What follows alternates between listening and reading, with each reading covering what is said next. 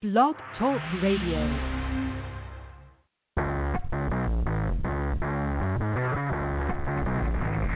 Hello and welcome to Action Radio. This is Greg Penglis coming to you from the historic district of downtown Milton on the banks of the beautiful Blackwater River.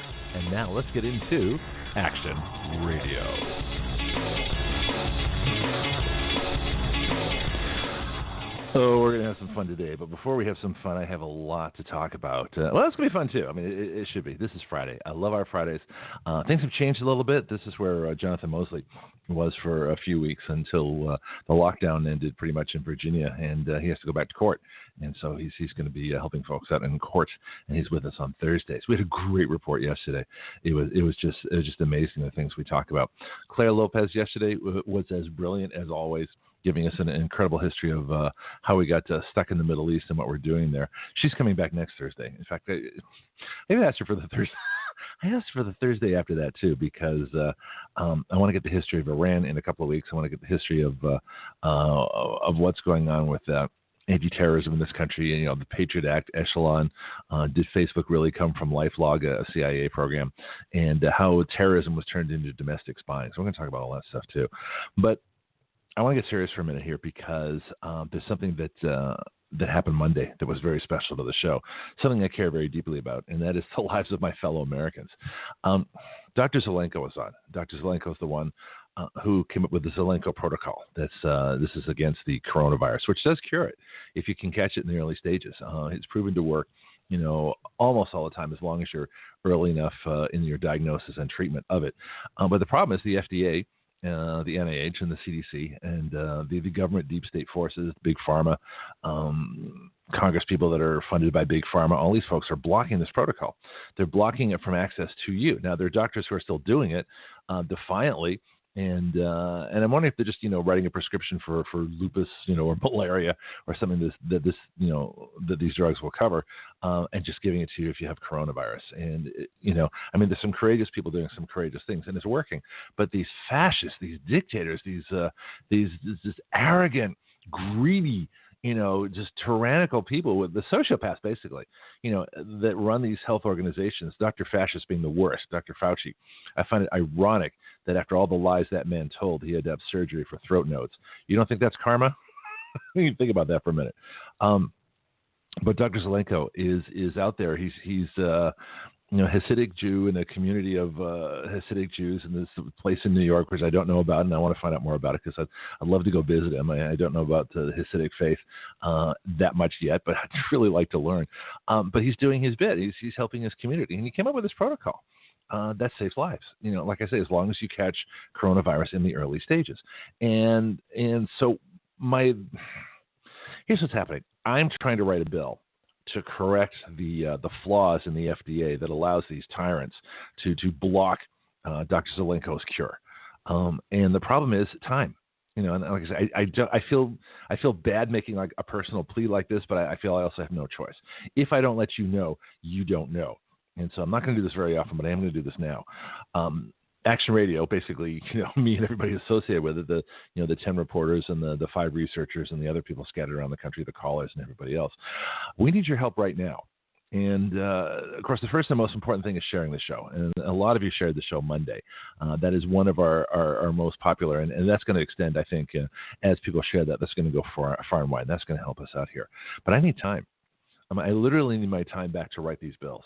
And it's not just that one. There's a bunch of them. There's 15 bills to rock the nation that I featured. There's people I need to get in touch with. There's some people that I'm going to, you know, hopefully get Dr. Zelenko in touch with. He's working on some folks in Congress. I mean, there's just a whole bunch of things going on behind the scenes right now. But I need you to subscribe to Action Radio. I mean, I need you at patreon.com/Action Radio. Okay, I need you as monthly subscribers. If you're already there, thank you. You're making this show work. All right. If you're a small business, a mid-sized business, or a big business especially, all right, and you want to help out, help get me the time back so I don't need the day job. So I could have written this bill 3 days ago. You know, we could have been saving lives. It could be in Congress already if I had that time. But I don't, because I have to support myself and live. I got bills to pay like everybody else. Okay? So until the show can completely support me and all the other things we want to do, the marketing, the documentary films, the research projects, the investigators. We're going to have investigators in every city. We're going to have reporters in every city. We're going to have lobbyists in Washington. We're going to have amazing resources on the show, but it starts with you.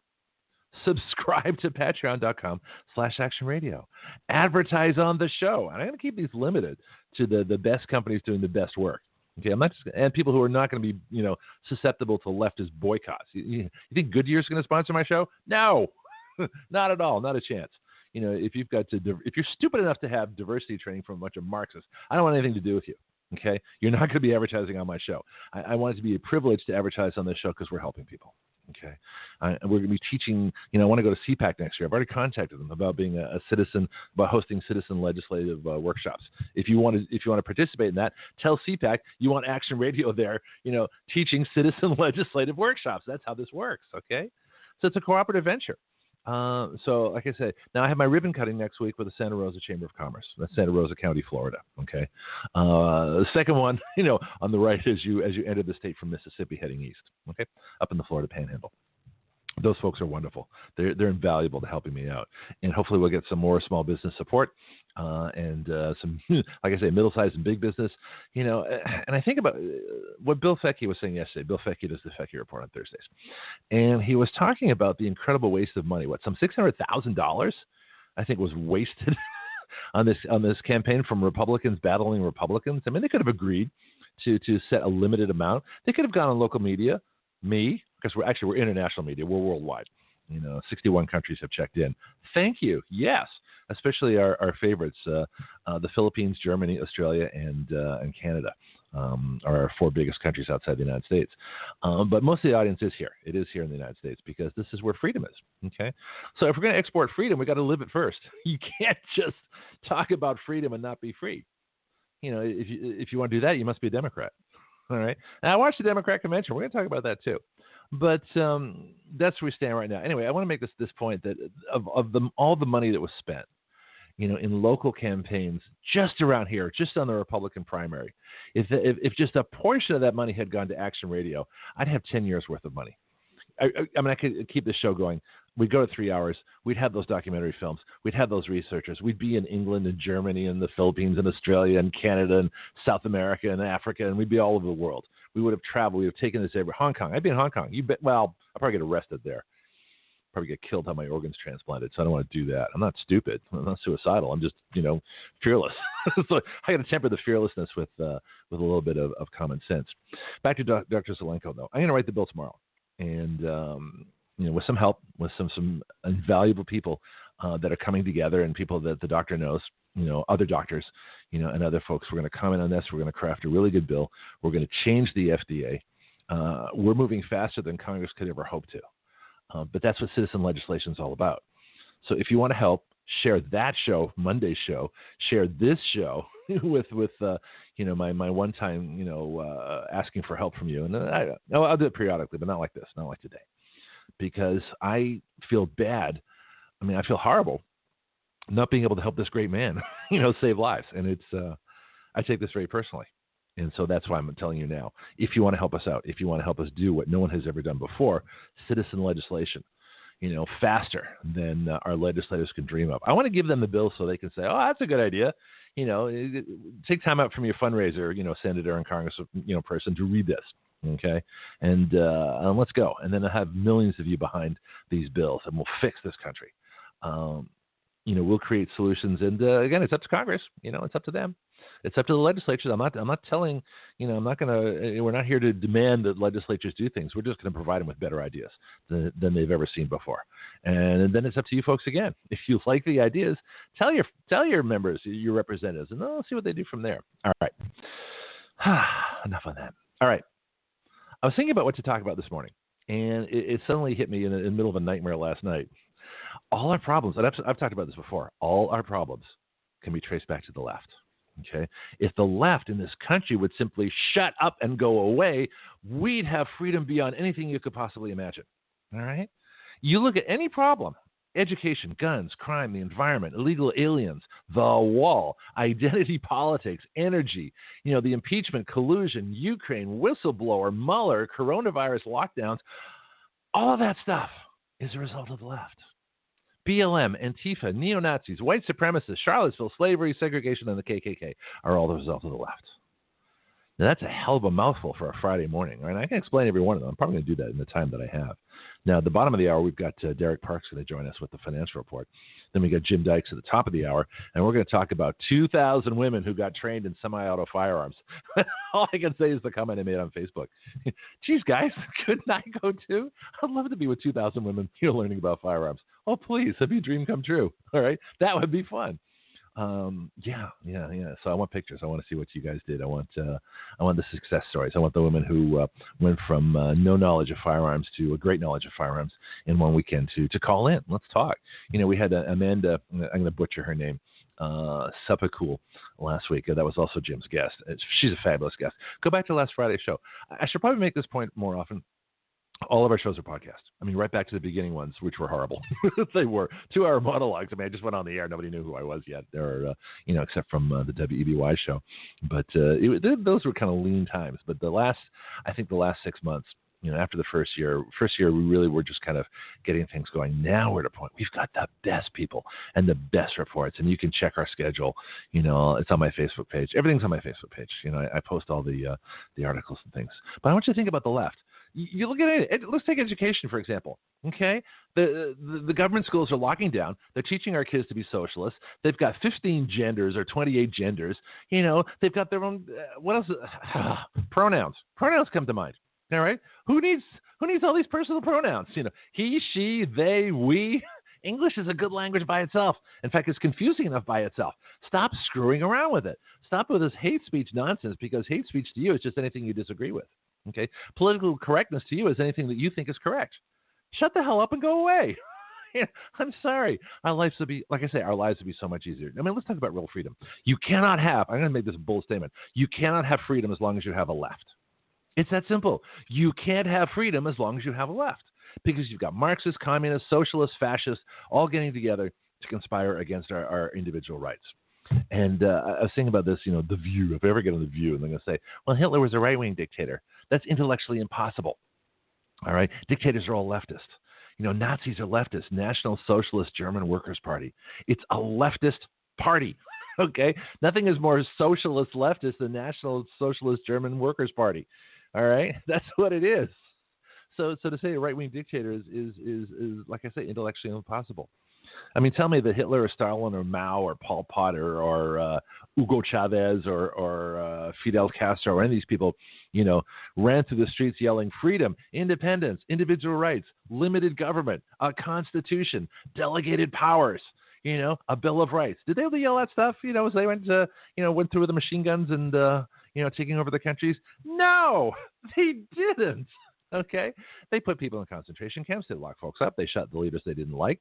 They shot the people they didn't like. They put their countries under tyranny, and those are left-wing dictators. Okay, so to say a right-wing dictator is a contradiction. It's an irrationality. It doesn't exist.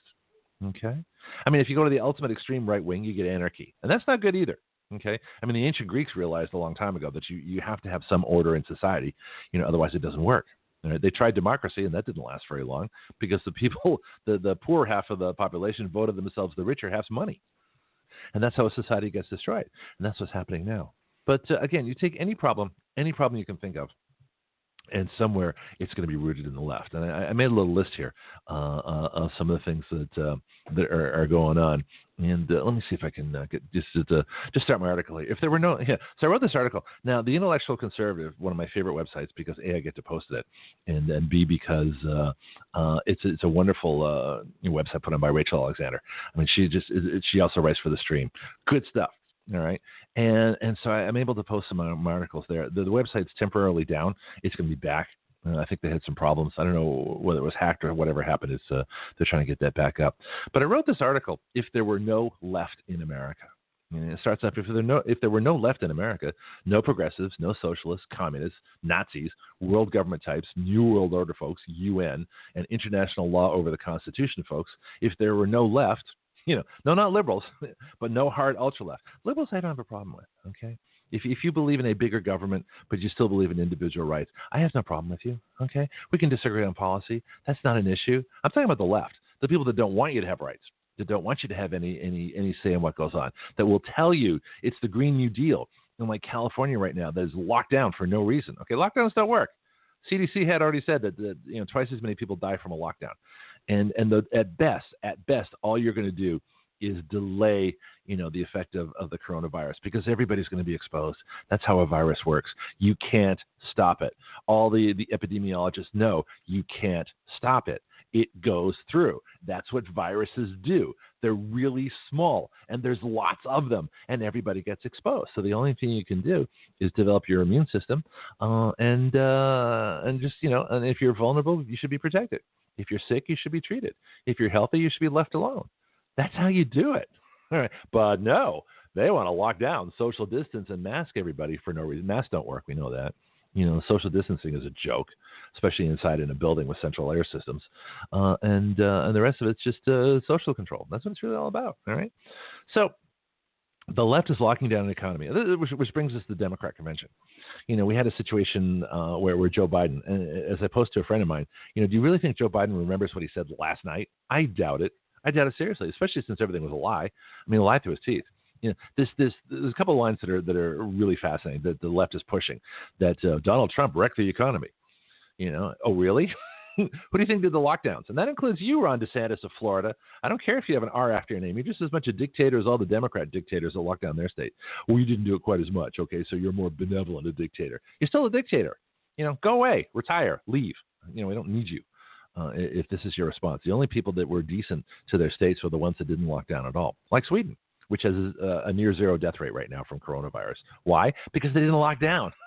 Because they understand that people are going to get exposed to this, and that the sooner you build up immunity, the sooner it goes away. I mean, that's how diseases work. That's how we've handled every other disease. Okay? You protect the vulnerable, you treat the sick, and you leave the healthy alone. All right? That's how we handle the flu season every year. Although you can have a flu vaccine if you want. But here's the thing about vaccines, now that I'm off on these tangents. If you can't prove anything about a flu vaccine. You can't prove the negative. You can't prove the positive. You can't prove if you didn't, if you got a flu vaccine and didn't get the flu, you can't prove it worked because people who didn't get the flu vaccine didn't get the flu. Okay? So if you didn't get the flu and the flu vaccine, you did get sick. You can't say that it wasn't because you didn't get the flu vaccine. You could have gotten sick with the flu vaccine. So that doesn't work either. So there's no way to prove anything with this. Especially when they say there's like a 9% effectiveness rate. Okay? So it's a joke. Vaccines are a joke. Besides, the chemicals in those things ruin your natural immunity anyway. The best thing you have is your natural immunity. So develop that. Anyway, if there were no left, I want you to think about this for a second. If there were no left in society, how easy would our lives be? Let's just, I got a few categories here. Let's go back to education again. All right. What will we have? Probably private schools, maybe a minimal government education, but it would be a full voucher system. Okay. Parents would have choice. And quite frankly, I think the government education would go away because governments are incapable of educating. All they can do is indoctrinate. I still remember when I lived in California, in the San Francisco Bay Area. I lived about 4 blocks from elementary school. And I remember, demonstrations before I came out here to Florida where the teachers would organize the students, and the students would march demonstrating against the United States, behind a Mexican flag. All right. You see a Mexican flag coming down the street with a whole bunch of students behind it, and you don't think those students are being indoctrinated? Half of them are probably illegal anyway. It's California. Okay. That is the left. If we didn't have a left, we wouldn't have that problem. First of all, we wouldn't have the illegal aliens. Okay. And secondly, we wouldn't have teachers organizing students to march behind a flag of Mexico. All right? So that's just education. We wouldn't have Ritalin drugging the boys, mostly boys. And the girls get drugged too. I know that. But, this show is functioning on ADHD. I mean, it is. That's what makes this show work. I've got it probably worse than anybody. Have you listened to the show so far this morning? How many subjects have I covered? That's ADHD, folks. Okay, that's how it works. So you have 15 topics in your head at any one time, and you sort of look to your brain and go, well, let's pick one. Well, I've had enough of that one. Let's go to this one. Well, that's so much for that one. Let's go to this one. That's ADHD. That's how it works. Okay, it's like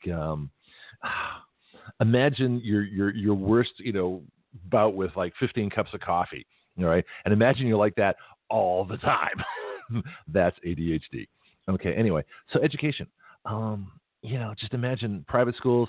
Like I say, I've written my own, document on education of a system of certificates of achievement, and pretty much anything qualifies from flying lessons to ballet, from chess to debate, from theater to, dissertations on English philosophers. I don't care what it is. If you're learning, you're learning. Okay. All education has value. Auto mechanics. Why shouldn't you, be able to take a class, or an apprenticeship in auto mechanics if that's what you want to do, and you can take English philosophy along with that. I mean, why not? Build your own education. These ideas, standardizing education just means, limiting people's knowledge. I don't want to standardize education. I want to completely unstandardize. I want everybody to have an individual education. That's what makes us smarter as a society. That's what makes us richer. The reason that I have 10 reporters in the show is because they know more about their subject than I do. Okay? That's how it works. That's diversity for you too. All right? Guns. Let's talk about guns for a minute. We're going to talk about guns in the second hour, but I want to talk about this now. If there were no left, there'd be no gun control. Everybody would have constitutional carry. It wouldn't be anything to walk down the street and, go into your local hardware store, with a police officer who's going into his local hardware store. You have your 45 on your hip. He or she has their 45 on their hip, or whatever caliber they're carrying, whatever the departmental requirements are. And what do you do when you see each other? We wave. Hey, how you doing today? I'm doing fine. Okay, cool. Let's go shopping. That's how it should work. Ideally, that's how it would work.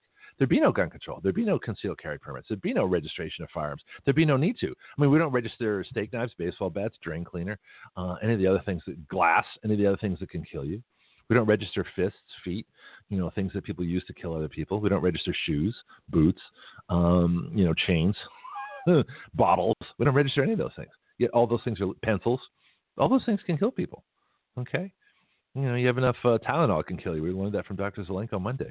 So overdosing people on hydroxychloroquine to prove it doesn't work is murder. The left. Same thing. Okay?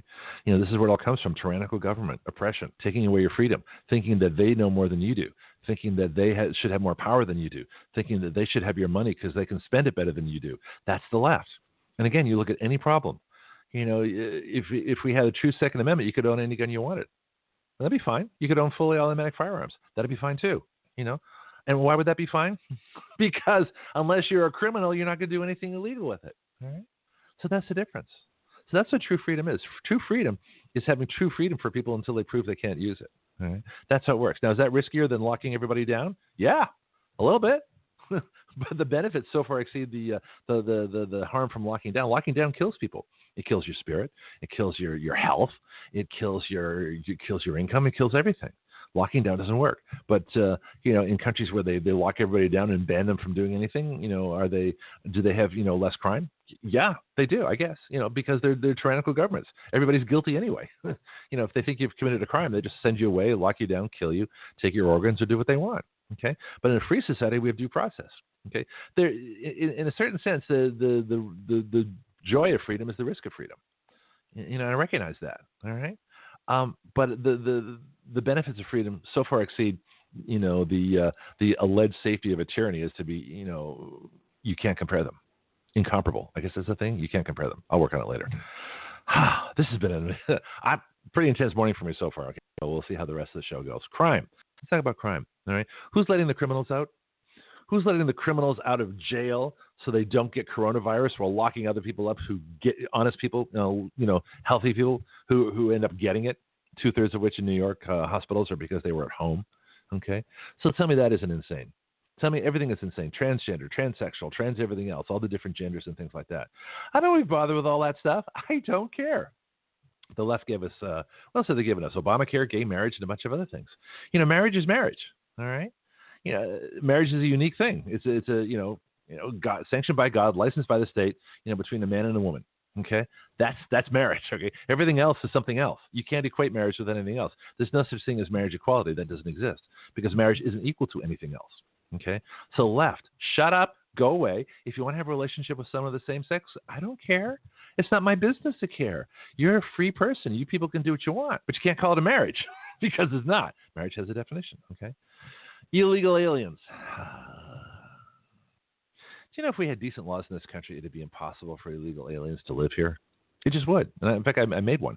Put your citizenship on your license. and show your citizenship whenever you want to do anything like, I don't know, rent property, buy property, rent a car, buy a car, get a credit card, get a bank account, start a business, send money out of the country, send money into the country, work, go to school, register for school. There's like 25 things that I put down. If you had to show your citizenship status from your driver's license, assuming it's accurate and your state actually does it properly, illegal aliens, first of all, couldn't get a driver's license and certainly wouldn't be able to show citizenship because they're not citizens. They couldn't live here. They couldn't. If you can't have a bank account, you can't have a job, you can't live anywhere, you can't work anywhere, you can't buy a car, you can't rent a car, you can't go anywhere or do anything without, buy alcohol. You can't do all the normal things that you show your driver's license for. Okay, law enforcement, court, anything else that you want to do. You can't live here because you can't function. It would be impossible. And that's the whole idea. Make it impossible for illegal aliens to live here, and they won't live here. But that would take conservatives. The left is not going to allow that. Let's talk about our leaders, leftist leaders. Wilson being the worst. Woodrow Wilson gave us the Federal Reserve and gave us the income tax. He also presided over the Senate, going to the popular vote. Democracy is the road to tyranny. It always is.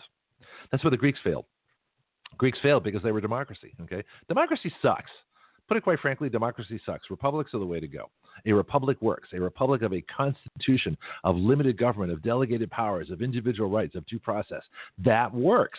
Okay, it's not working so much right now because of the left. Leftist judges, leftist lawyers, leftist law schools, as Jonathan Mosley talked about yesterday, the infiltration, by the left everywhere you go. The left is well, I'll go back to Wilson just for a second. Federal Reserve. We don't even have our own money anymore. You don't have, United States Treasury bills, dollars. You have Federal Reserve notes. All right. That's not even American money, even though we use it. Okay. So the government has to borrow money from the Fed. The Fed prints money. I'm not sure how this all works, but whatever it is, the more money the Fed prints, the less each dollar is worth. And that's inflation. Okay. So they're screwing around with our money supply. So the Treasury doesn't have control over the money. The Fed does. So you get rid of the Fed, the Treasury will have control over the money again, which is what they're supposed to do. So again, I dare anybody to name any problem that I can't trace back to the left. Try it. Identity politics. The left. The idea of Biden running to unify the country after the Democrats have done everything possible, especially under Obama, to split the country into every racial, ethnic group they possibly can, is intellectual insanity. Okay? You can't do it. You can't split this country into all these different groups. This is why I posted that thing yesterday about Kamala Harris being the first Jamaican Indian anchor baby to run as an African Asian woman. Okay, figure her out if you can. I can't figure out. I don't care because I'm not going to vote for her anyway. Okay, but look at identity politics is the left. You can't have a unified nation if you have identity politics. Okay, you can't have a peaceful nation if you allow BLM, Antifa, and all the other folks out there to rain terror down upon our country. You can't have it if the Muslim Brotherhood is going to be subverting our country and bringing in Sharia law and all the other things that they bring. Okay, you can't have peace. And you look at all these things on the left. In a couple of minutes I have left, people are going to be people are saying to yourselves, neo-Nazis. Those are right-wing people. White supremacists. Those are right-wing. No, they're not. They're leftists. I'll prove it to you. Okay. As I said before, Nazis are leftists. National Socialist German Workers' Party. Okay. Neo-Nazis means new Nazis. Okay. New Nazis are the new National Socialist German Workers' Party. Okay. And white supremacists, same thing. White supremacists are leftists. Okay. And I'll prove it to you. What do white supremacists want? They want a nation of white people. Okay. First of all, that sounds boring as hell to me. I mean, I love the fact that this country has all the people it does. But secondly, that's illegal, unconstitutional, and disgusting. Okay? To think that you should have a nation of all people of one skin color is insane. Don't do that. You can't do that. This is America. That's not who we are. Okay? But white supremacists are leftists because white supremacists want the government, a tyrannical government, to create a nation of white people. That is the definition of leftism. Okay? It's the leftists who want to use tyrannical government power. That's how you know they're leftists. Charlottesville was leftist on leftist violence. You had this group Unite the Right, which is a bunch of leftists. How do I know? Because the right never calls themselves the right.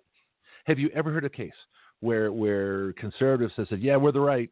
No, they don't. We call ourselves conservatives, constitutionalists, independents, Christian conservatives. We call ourselves all kinds of things, but we certainly never call ourselves the right. So the left does. The left calls us the right, or they call us the alt-right, whatever the hell that is. Okay? So the way to tell a leftist is that they're calling you the right. All right? It's very simple. Okay, slavery. Who brought us slavery? The Democrats, the left. Who brought us segregation? The left.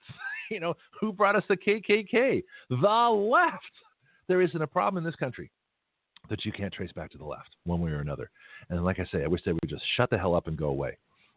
Let freedom reign, as they say. Let's be the land of the free and the home of the brave. Let's be who we are, not who they want us to be under some kind of Marxist control. All right, Derek's on the line, but I got to play something first because I got to calm down for a minute. I can't believe the half hour went that fast. So let me just play one of my favorite little things for you, and I will be right back. Action Radio. Part of the ADHD Radio Network, the ultimate free speech zone.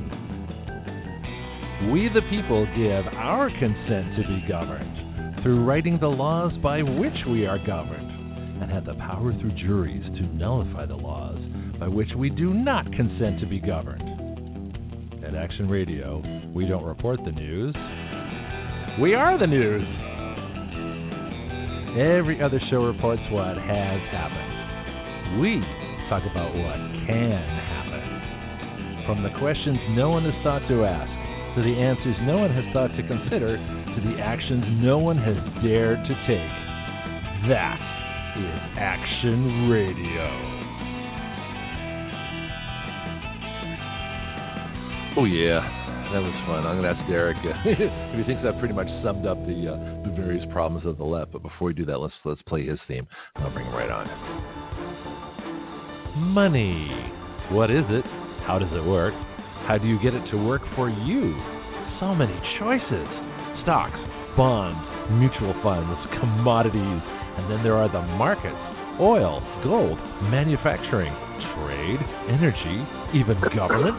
To make sense of all the places your money can go, Derek Park of Edward Jones Financial Advisors joins us Fridays at this time to make sense of the markets and your money. Okay, let's bring on Derek Park. And Derek, I've said everything I wanted to say for this show. It's your turn now. Oh wait, I got to calm you down a little bit. Well, I'm trying. I get emotional over this stuff. I care about it, but yes, I think I've summed up the problems of the left pretty adequately for one morning. So what's going on in the economy world? I hear you. Well, I'll get right into the report. This is Derek Park of Edward Jones bringing the daily financial market report. U.S. stocks closed up today. Driving the market higher was the outperformance of the technology, communication, and real estate sectors, while the energy sector performed the worst. In corporate news, Johnson & Johnson announced plans today for the largest late-stage trial to date of its COVID-19 vaccine, a 60,000-person trial starting at the end of September. In economic news, the U.S. unemployment claims ended the week of August 16 and rose over 1.1 million as the Labor Department reported an increase of 135,000 jobs from the prior week. The Treasury yields rose as the Treasuries rose as yields fell. Dow Jones Industrial Average is up 47 points or 0.2 to 27,740. S&P Index was up 11 points or 0.3 to 3386, and the Nasdaq Composite Index was up 118 points or 1.1% to 11,265. In the bond market, the 30-year Treasury closed lower at 1.38%, and the 10-year Treasury yield was trading lower at 0.65. In the commodity markets, the spot price of gold fell $10.40 to $19.59.90, and the price of crude oil fell 36 cents to $42.75. This is Derek Park of Edward Jones, member SIPC in Pace, Florida. You can get me at 850-995-0082. Wow, so much to talk about. Oh, if anybody wants to join us, feel free. I mean, you could have joined me during my initial rant, but you probably didn't dare, which is okay. Anyway, 215-383-3822. Derek's laughing too. He understands. You stay with the show long enough, you get my particular quirks. We had something really interesting happen yesterday, and you may, if you get a chance, if you didn't catch it the first time, feel free to go back and then check our podcast, because everything, and this is for everybody too, everything we do is podcast.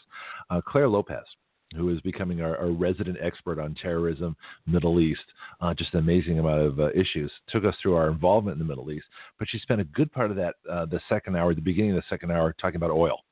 And I think you'd find it a really interesting discussion of how we got involved, Aramco, the technology we gave, to these Arab countries who didn't have, oil. And we made them fabulously rich, and they got to sit on their butts and do nothing. And we kept them fabulously rich, and we defended Kuwait against Iraq, and so they could sit on their butts and keep their oil.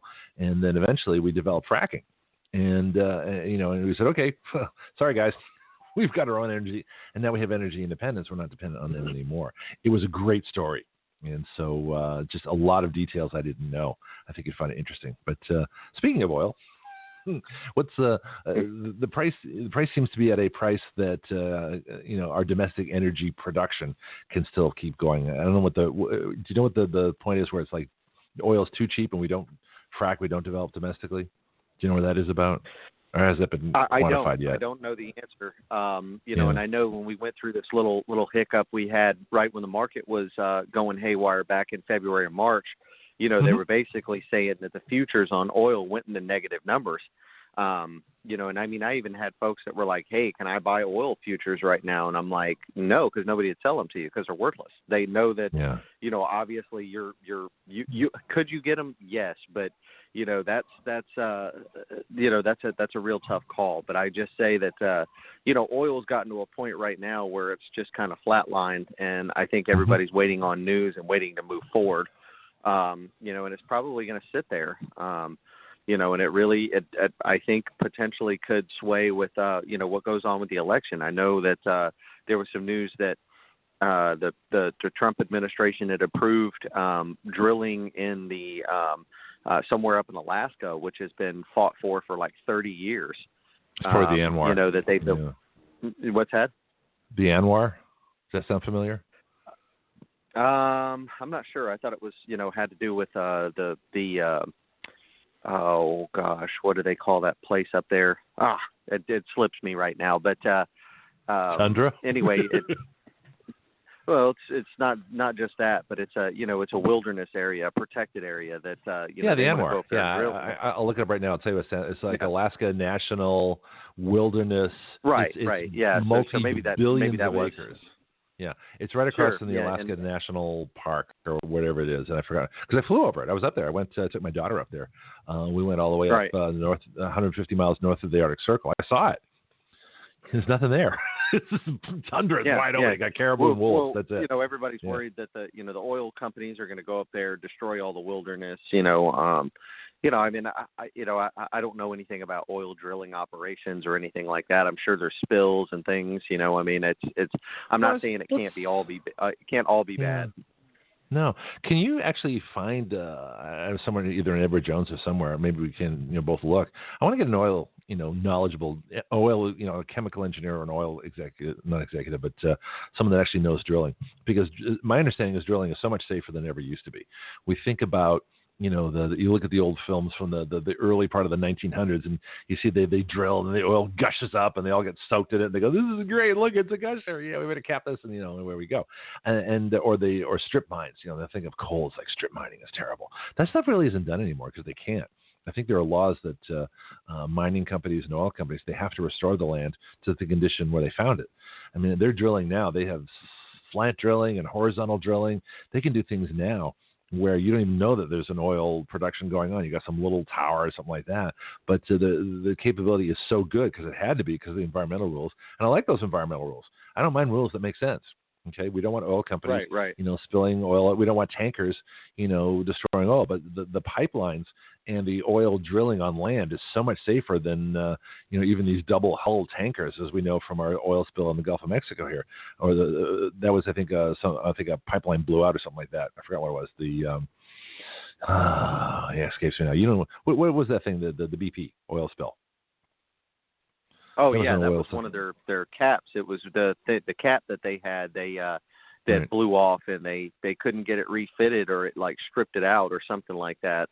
That was the Deepwater Horizon. That was like 2010. They're still wrestling over the money from that too, which I think is interesting. Yeah, but I mean, it happens. I mean, things happen like that. But what people don't realize is that the oil, the ocean releases oil. It bubbles up from the ocean floor constantly. Oil is always bubbling up. That's how it was discovered. Okay, Sure. Santa Barbara. It's famous. This case is Santa Barbara, right? They see these huge oil platforms out there in the harbor in Santa Barbara, and then they'll see oil, on the sands on the beach, and they go, "Oh, look at that! It's leaking. It's disgusting. Those horrible oil platforms." No, that's just there's so much oil off the coast of Santa Barbara. It literally bubbles up through the sand. It bubbles up through the ocean. Right. It's there. Right. It's naturally occurring. But the lack of information is terrible. But I want to get somebody on someday. This is one of my many projects. We've got other things going on right now. But to get somebody on who can actually talk about the safety of drilling is so much better than it was. Anwar, I flew over Anwar. A little Piper Navajo. We're racing up there. The little airline. It was great.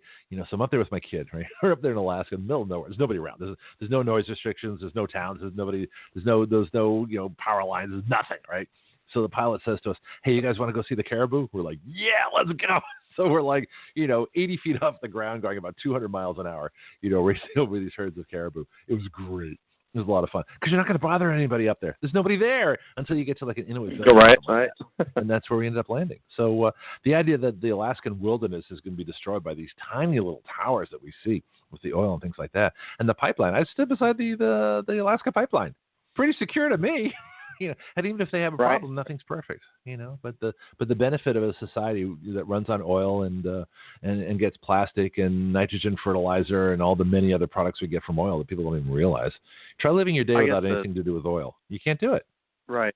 Yeah. I guess the question to ask people, and this is what I asked somebody that was near and dear to me that was, very upset that the Trump administration that had done that. And I just said, well, I mean, I understand that, what your point is. I mean, it makes sense. I said, but the question would be, if you knew that the USA could be 100% free of foreign oil and never rely on foreign oil prices or embargoes or trade, would you want that? And of course, most people are like, well, like they don't want to answer that because the real answer to the question is yes. Exactly. But I'm not going to. Yeah.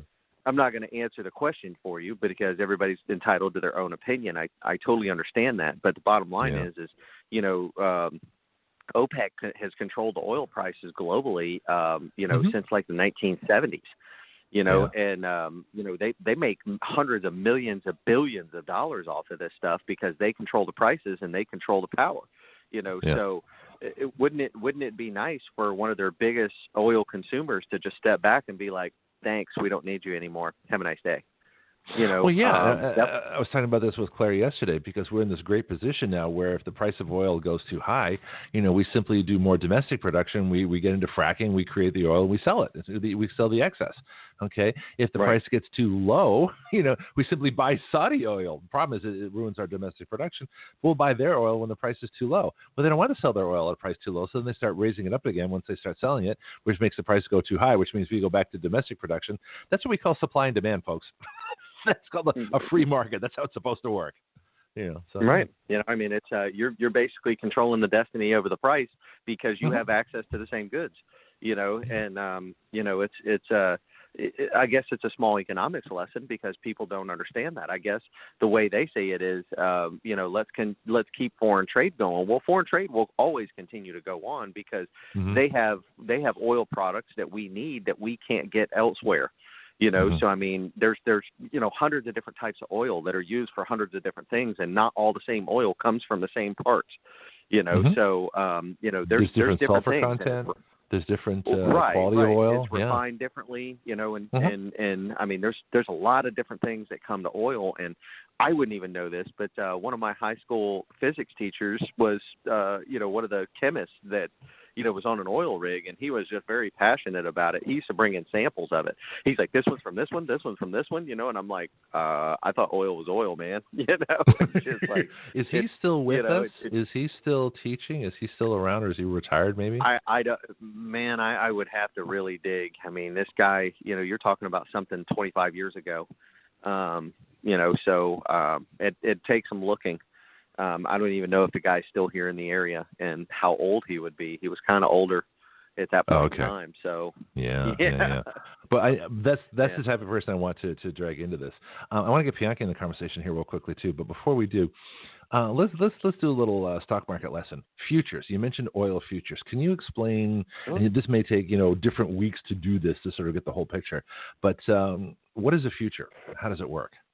A future basically is consider it a estimation. I didn't want to use the word gamble, but I'll let you make your own assumptions. But it's a strategic guess on where the price of a certain commodity is going to go. So what they'll do is, they'll say, okay, I just told you the price of oil is roughly $42 a barrel right now, right? These futures will definitely or will define a rule. They'll say, okay, we're guessing that in 3 weeks, or pick a set number that pick a set date time, that the price of oil is going to be $45 a share, right? And between 42 and 45 is called the spread, right? Okay. So what they're betting on, or what they're buying is the price at the future price that it's going to be higher, right, or lower, whatever they can do, up or down, right? And they'll cover the spread. If it goes to that, then they get paid. If it goes lower, then they have to cover the spread, right? They have to cover the loss because it went the other direction. Does that make sense? Yeah, but if it goes higher, they still buy it at their contract price, right? They buy it at their contract price. That's right. But if it goes that's lower, what you're hoping for. Before the timeline gets there, then they have to honor. They get what's called a margin call. They get a call that says, hey, the price that you put on it, it's gone lower, and you owe us money because it's gone lower, and you got to fill in this gap until it reaches that timeline. You're still paying the higher price. Let's put some numbers on this. So if oil is $40 a barrel, you buy a contract that you think it's going to be $60 a barrel, in 6 months. So you buy a contract at $50 a barrel. All right. So the price of oil goes to $50 a barrel, you break even. Price of oil goes to $60 a barrel. You bought a contract at $50 a barrel. You're saving $10 a barrel, right? That's exactly it. That's exactly it. Yeah. But what if it goes to $40 a barrel? Right, you're still paying or goes 50 though, right? Or goes to say 35 a barrel. It goes backwards. Right. So because you bought a contract, a futures contract, right, and it went down, and you were expecting it to be a certain part. Yeah, it got cheaper, but your contract was for a certain price. You've got to fill in that gap. Yeah. Well, you're still buying it at $50 a barrel then, because that's your contract, right? Even though it's 30, exactly. You still owe $50 worth of money. Yeah. That's right. So you're buying a contract at a specific price. If it floats anywhere in between, you've got to fill in the gap. Yeah, which makes sense if you're a gas station or a heating oil company. Because if you can buy the oil contract, say you're a heating oil contractor, and you're buying your oil in, I guess, maybe now or September, for the winter season, you can buy it at a price that you can afford. So even if it goes a little lower, you can take a little bit of loss, but you still bought it, it can afford. But if it suddenly jumps, if the price skyrockets, you're covered because you've already hedged your bet by buying it at a price you can afford, even if it's a little bit higher than it might be. You're still covered in case it goes a lot higher than it might be too. So it's like an insurance policy for those in the business. But if you're not in the business, you're just gambling. Is that how it works, or what? Well, you can do that stuff. You can do what are called cover calls. There's a lot now. My brokerage doesn't do things like this because some of them can be very dangerous, but you can do what are called cover calls. You can do puts, there's, calling the stock, putting the stock back. It gets very, very convoluted, and, it's not stuff that I practice on a regular basis, because we don't do them. That doesn't mean that you can't go do them on your own, but that gets into the very strategy part of stock trades and things like that, where you can make a lot of money and you can lose a lot of money if you don't know what you're doing. Yeah. So folks, the difference between that and gambling is a very fine line. All right, let me bring Bianchi into the conversation here. And there you go. So Bianchi, welcome to our economic report with Derek Part. Financial report, excuse me. Yeah, it's a good conversation. You talked about people concerned about damaging the wilderness areas, how Democrats, leftists is concerned about that. But they're not concerned about how these major urban areas, these cities, have been damaged with the policies that have been existed in some places as long as 49, since 1949, and even earlier than that. Well, listen, hypocrisy is a virtue if you're a leftist. This is how it works. Yeah, that's a very good point there, Mr. Pianchi. I mean, I understand that, and I actually, funnily enough, will have to use that same phrase you just used with this individual. I'm going to be like, what do you think about the policies in these cities that have been destroyed? Well, I'm not sure how that conversation is going to go. It's probably going to spark a whole new series of other arguments, but that's the way it normally goes. There's so much hypocrisy out there. That's what we do here. Yeah. It's so much hypocrisy out there. I just listed on to you, Greg, about at least 6 or 7 black female police officers that have been killed by black males. Nothing is heard. No Black Lives Matter. I didn't know about that. No protesting, no marching. Nothing is heard on them. But if it was a white police officer killing somebody, oh, baby, look out. Anyway, I'm going to continue to listen. Thank you. No, you can stick around. That's an incredibly good point. Is that why is it that black female police officers are being killed, and that there isn't more noise about that? It's just that's a good. Pianchi, we need to do next. I want to get you reporting on some stuff and things like that because Pianchi posts a lot of amazing things that we should know about. Derek, I got a question. Just back to economics again. The Democrat convention. Joe Biden lied through his teeth last night. I'm sure he's already forgotten everything he said, and he's talked about. Well, that's how it goes, right? But he was blaming Trump for the unemployment in this country when his fellow Democrats, governors especially, and that includes some Republican governors like our own DeSantis here, locked down the economy. So what are the markets listening to this insanity, and do they just realize he's reading a script, or what do they think of this kind of stuff? Because when the Democrats get in, if they're going to lock down now in a Trump administration, God knows what they're going to do if they have all the power they want to lock things down. Well, it's funny because most of them are still saying, hey, we need to consider, keeping social distancing, keeping things the way that they are to keep the spread of this virus at a low. From a market perspective, it hasn't really seen anything. I think people are waiting to get close to the polls, to start to see how stuff comes in before you start seeing some haywire, start seeing, hey, who's leading favoritism and things like that, But as for right now, I mean, it's I guess it goes to the mantra of do as I say, not as I do. Bottom line is it wouldn't matter who was the president if somebody caved to the pressure of going to put the economy on lockdown. I guess it would have happened under their administration, and people would have been unhappy regardless. I mean, it would have been everybody unhappy. People losing their job and money sinking out of the economy is never a good thing. So I don't know how it's going to go, but right now it's just kind of a stalemate, if that makes sense.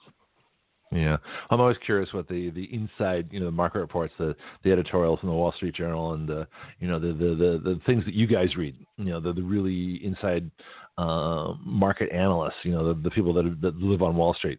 Those are the folks, if you ever get a chance, if you want to report on any of those articles, please feel free. But it seems to me the ultimate hypocrisy, like I say, which is, a virtue if you're a Democrat, is that they say we're all for working families, yet the working families are probably the greatest group locked out of the economy right now. We're all for small business, but small businesses are not doing well, whereas the large businesses who donate to the Democrats and the Republicans are doing just fine. If you're a government employee, I don't know a single government agency that cut back anything. So if they didn't believe that hypocrisy was a virtue, they'd at least say, okay, we're going to do what we do when there's a government shutdown because the budget, hasn't been passed. We're going to take out all the non-essential people and send them home. Okay. Now, of course, they get all their pay and benefits, caught up so they don't lose anything. I think they should. I think they should go on unemployment like everybody else. But the thing is, they didn't do that. They kept all their government employees. So they're perfectly willing to tax us to pay for them so their lifestyle doesn't change one bit, one slight anything, they're willing to do that, but they're also willing to keep us from doing our stuff, yet they still demand the taxes, while they're putting all of us out of work. So this is, I don't know how this is going to shake out ultimately, but there has to be some kind of repercussions in the market for this kind of an economic disaster that there's no reason for, because we already know lockdowns don't work. Everybody gets exposed to this. You can slow the spread, but you can't stop it. All you can do is delay when you're exposed to it. That is the only thing you can do. And what's the point of that? That just prolongs the agony. Do you want the Band-Aid ripped off fast and go, ow? Or do you want to slowly peel bit by bit, drag it out for like an hour? No, you don't. Okay. Same thing with the disease. The faster everybody's exposed, the faster the immunity is built up, the faster it goes away. The epidemiologists, who, if they're any good, they will tell you that. So in some respects, I'm surprised the market hasn't complained more, saying these lockdowns, they don't work. All you do is kill twice the amount of people that the virus is going to kill because of the stress, the loss of money. You've got the crimes. You've got apparently spousal abuse and child abuse is off the scale right now. So is suicide. I don't know if that's reflected in the market at all. Do they take things like that into account, or is it just sort of, just still look at the economic numbers? No, I think they look at the economic numbers. While, all of that stuff does make sense, I'm sure it's part of the equation somewhere. But, the bottom line is people are looking for the GDP to increase again. They're looking for the jobs reports to come back in good. They're looking for oil prices to stay low, so they can get back and forth to work.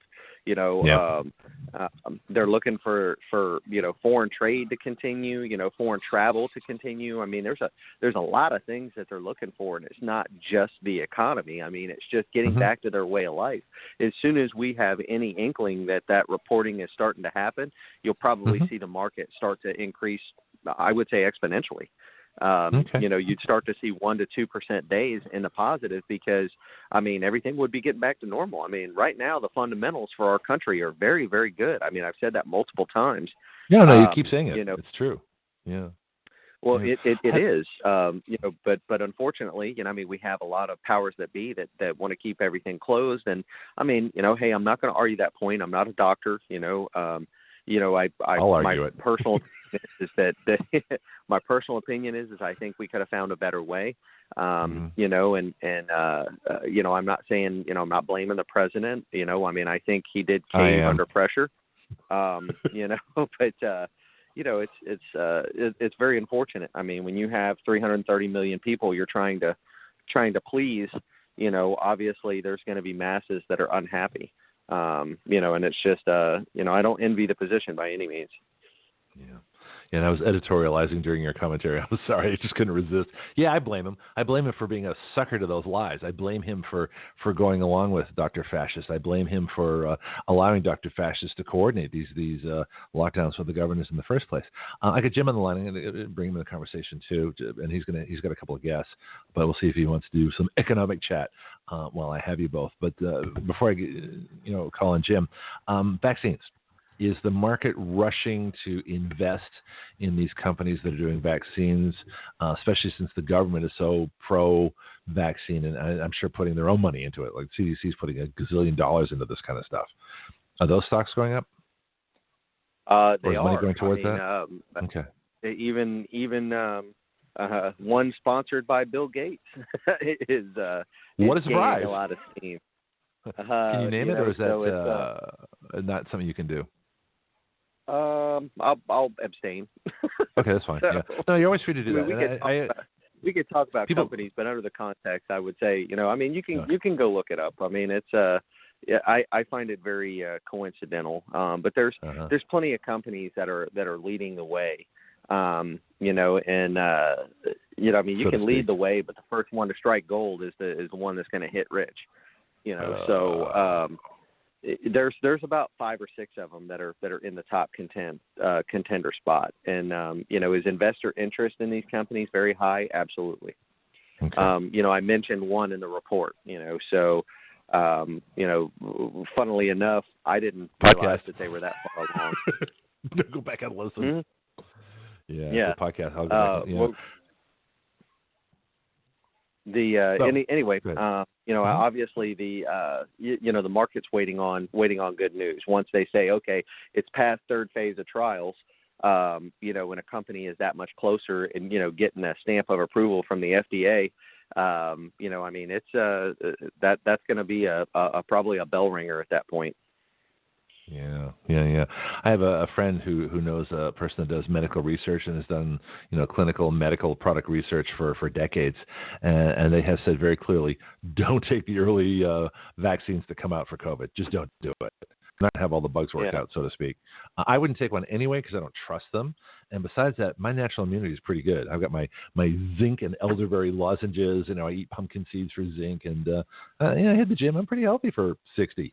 Jim Dykes, welcome to the program. Your guests haven't called in yet, but if you want to chat economics for a couple minutes, then feel free.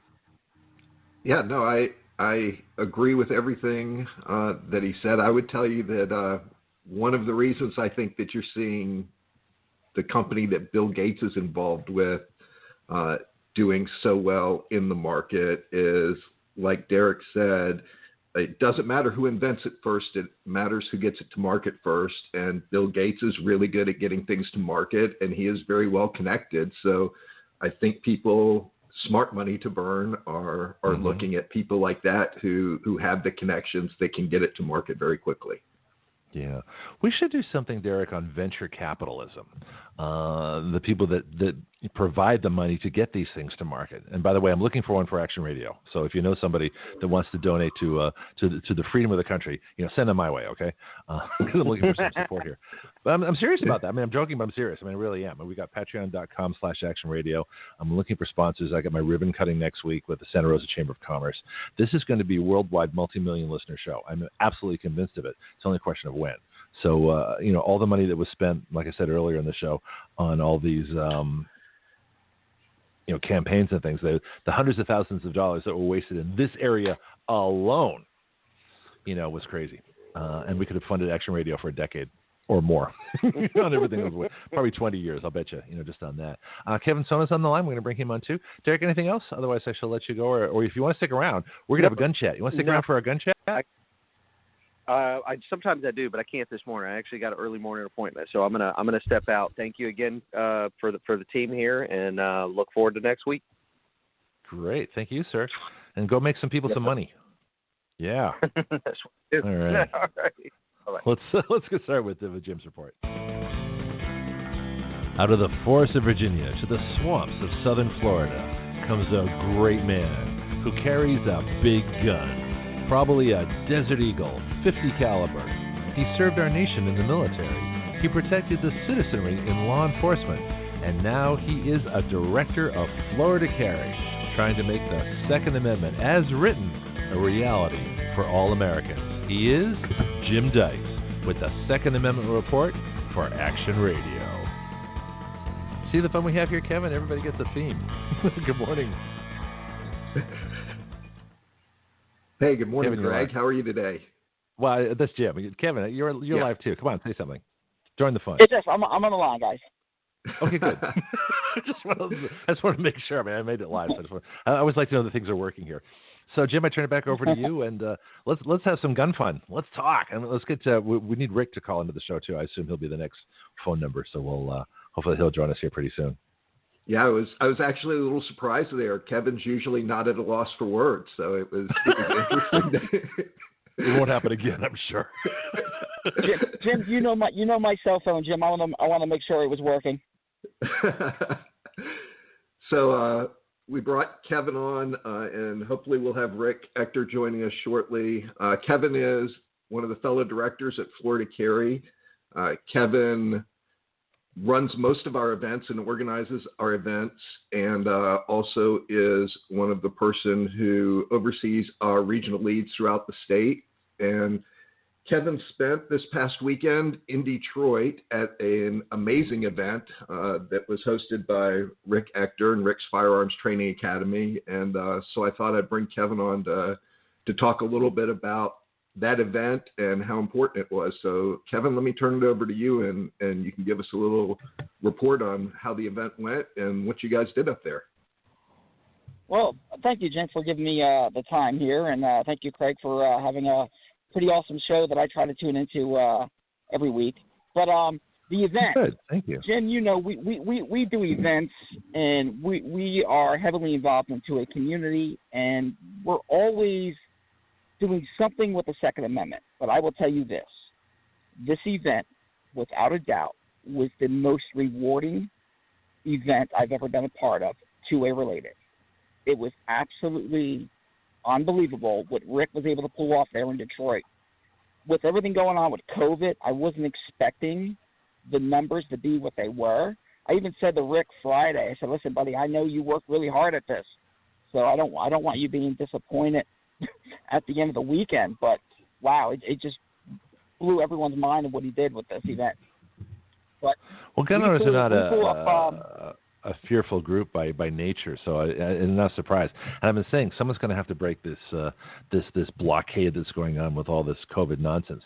I mean, I see the spike in the charts, and I wonder what's going on. But for the most part, if you've been exposed, we're already through this. Except for the vulnerable, those are the folks we need to protect. But for the most part, it's already gone through. I think I had it back in January. And didn't even know what it was then. So I'm not surprised that gun owners as a group, being the independent, spirited people that we are, would come out and say, screw you, we're not going to put up with this crap. The other group is motorcycles and Sturgis. So we're in good company. We are. Yeah, I heard Mount Rushmore came down with COVID from the biker thing. Sturgis. Yeah, made their faces all anyway, go white. Sorry.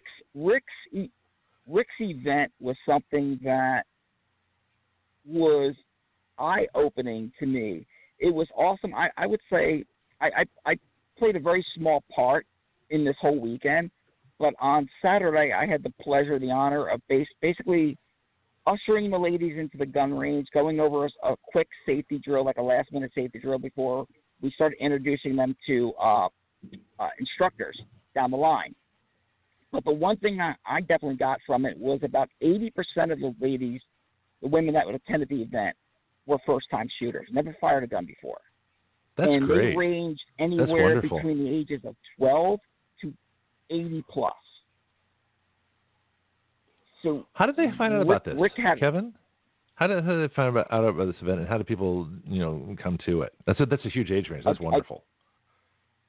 Again, that's all Rick Ector. He did the media. Okay. He did the media tour. He did tons of social media stuff, and his friends in the 2A community did the same thing. We helped share the event as best we can.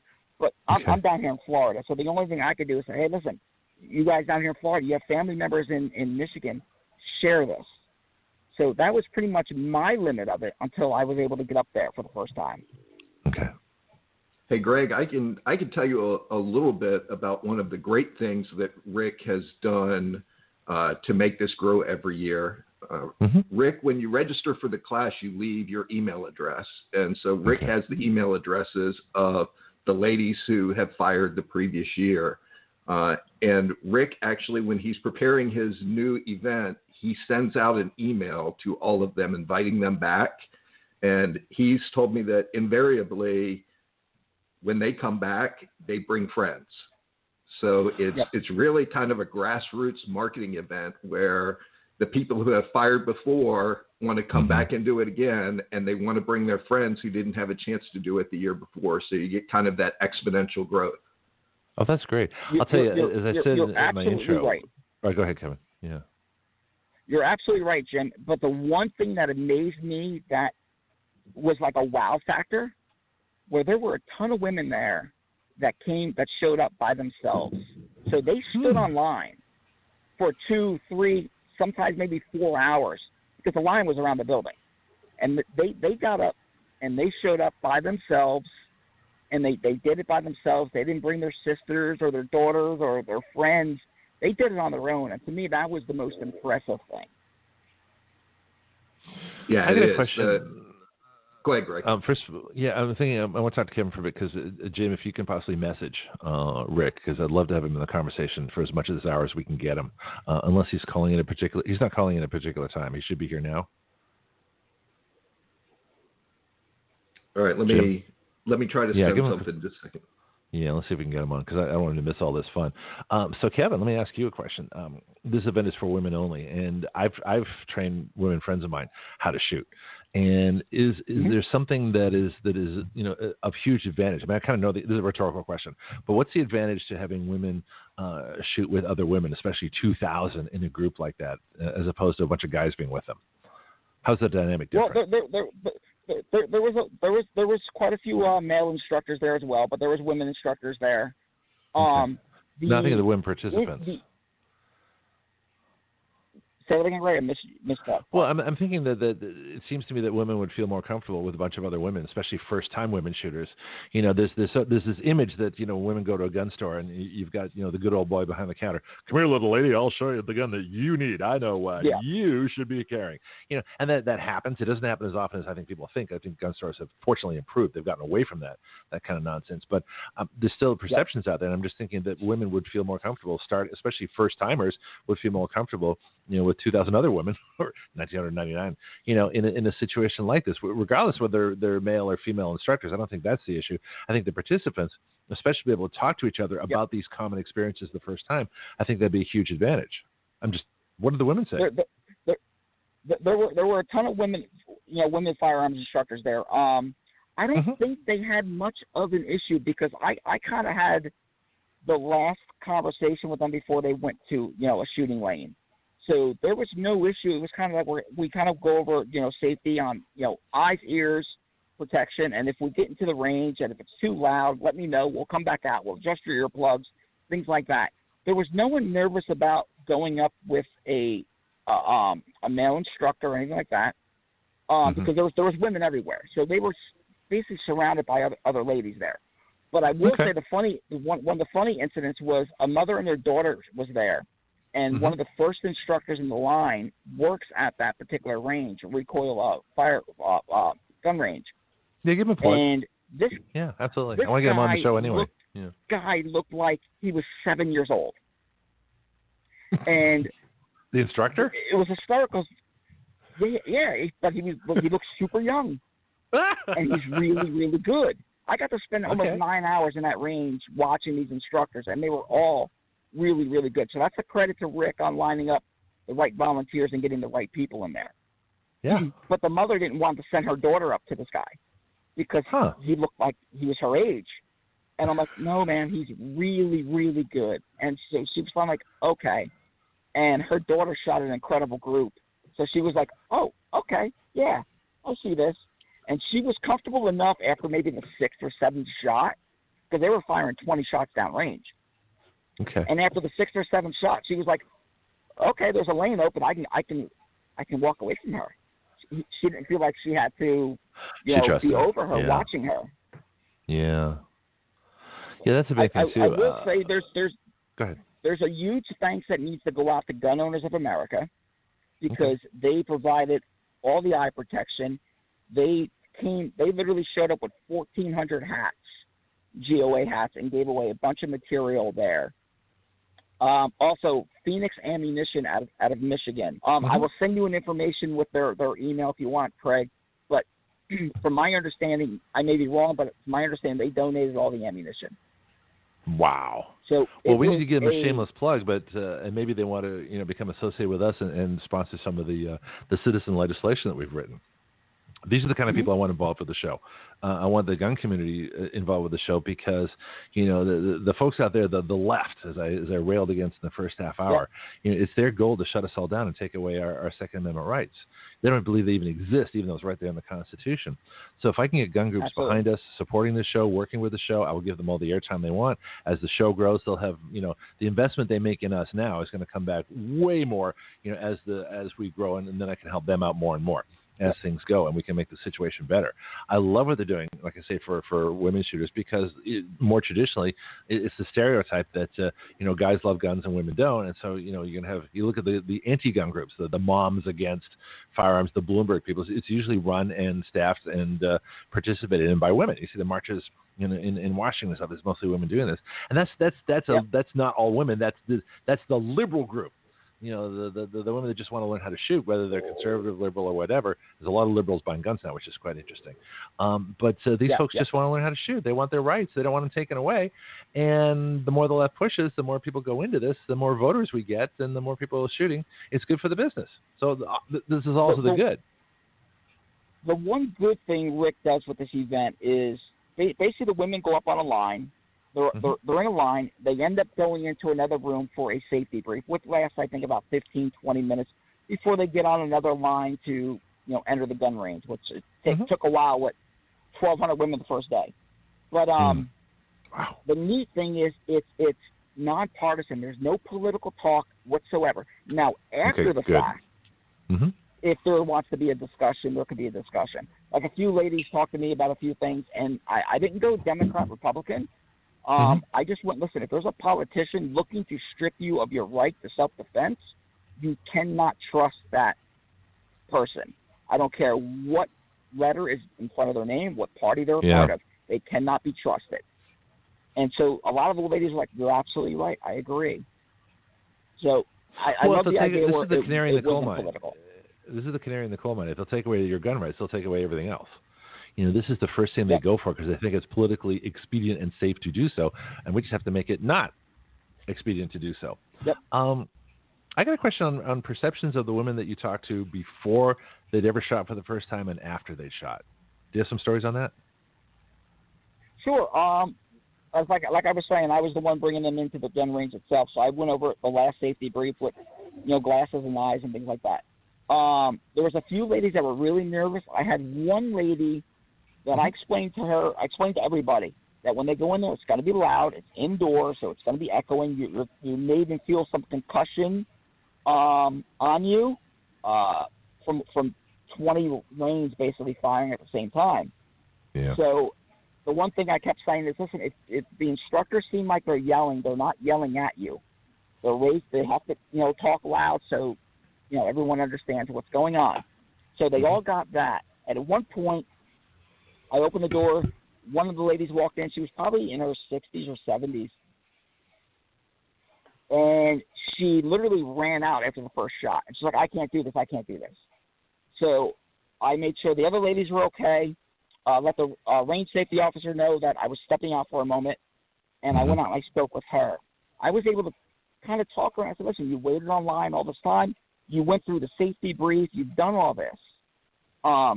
You're behind. I explained, I think Jim will like this. I'm not a military guy. But I was like, listen, have you ever seen a video of a fighter jet breaking a sound barrier? And she's like, yeah. I said, well, that's exactly what the bullet's doing. So I pointed to my gun, and I'm like, you're on the back side. You're on the safe side. You're not in front. So she's like, okay, I'm going to try it. So we waited for about 15 minutes till I cannot remember this instructor's name. It was a female instructor she was very, very good with ladies that were very nervous. So we waited for her, and we got her up there. And the lady came to me after about 20 minutes later after she shot, and she was teary-eyed holding her target up, showing me that I think she fired like 5 or 6 shots. But she was like, thank you. Look what I did. Look what I did. Thank you for convincing me to go back in there. I said, I didn't convince you. You convinced yourself. Yeah. I just told you. But it's empowering. It wasn't dangerous. It's in a very safe and controlled environment. So that made her a little comfortable, I guess. A little more comfortable. Yeah. The hearing is one thing, too, because if it's too loud, people start flinching, and it actually ruins the experience. I've always taught people, and I do this myself, I always use the foam earplugs with the headsets over them.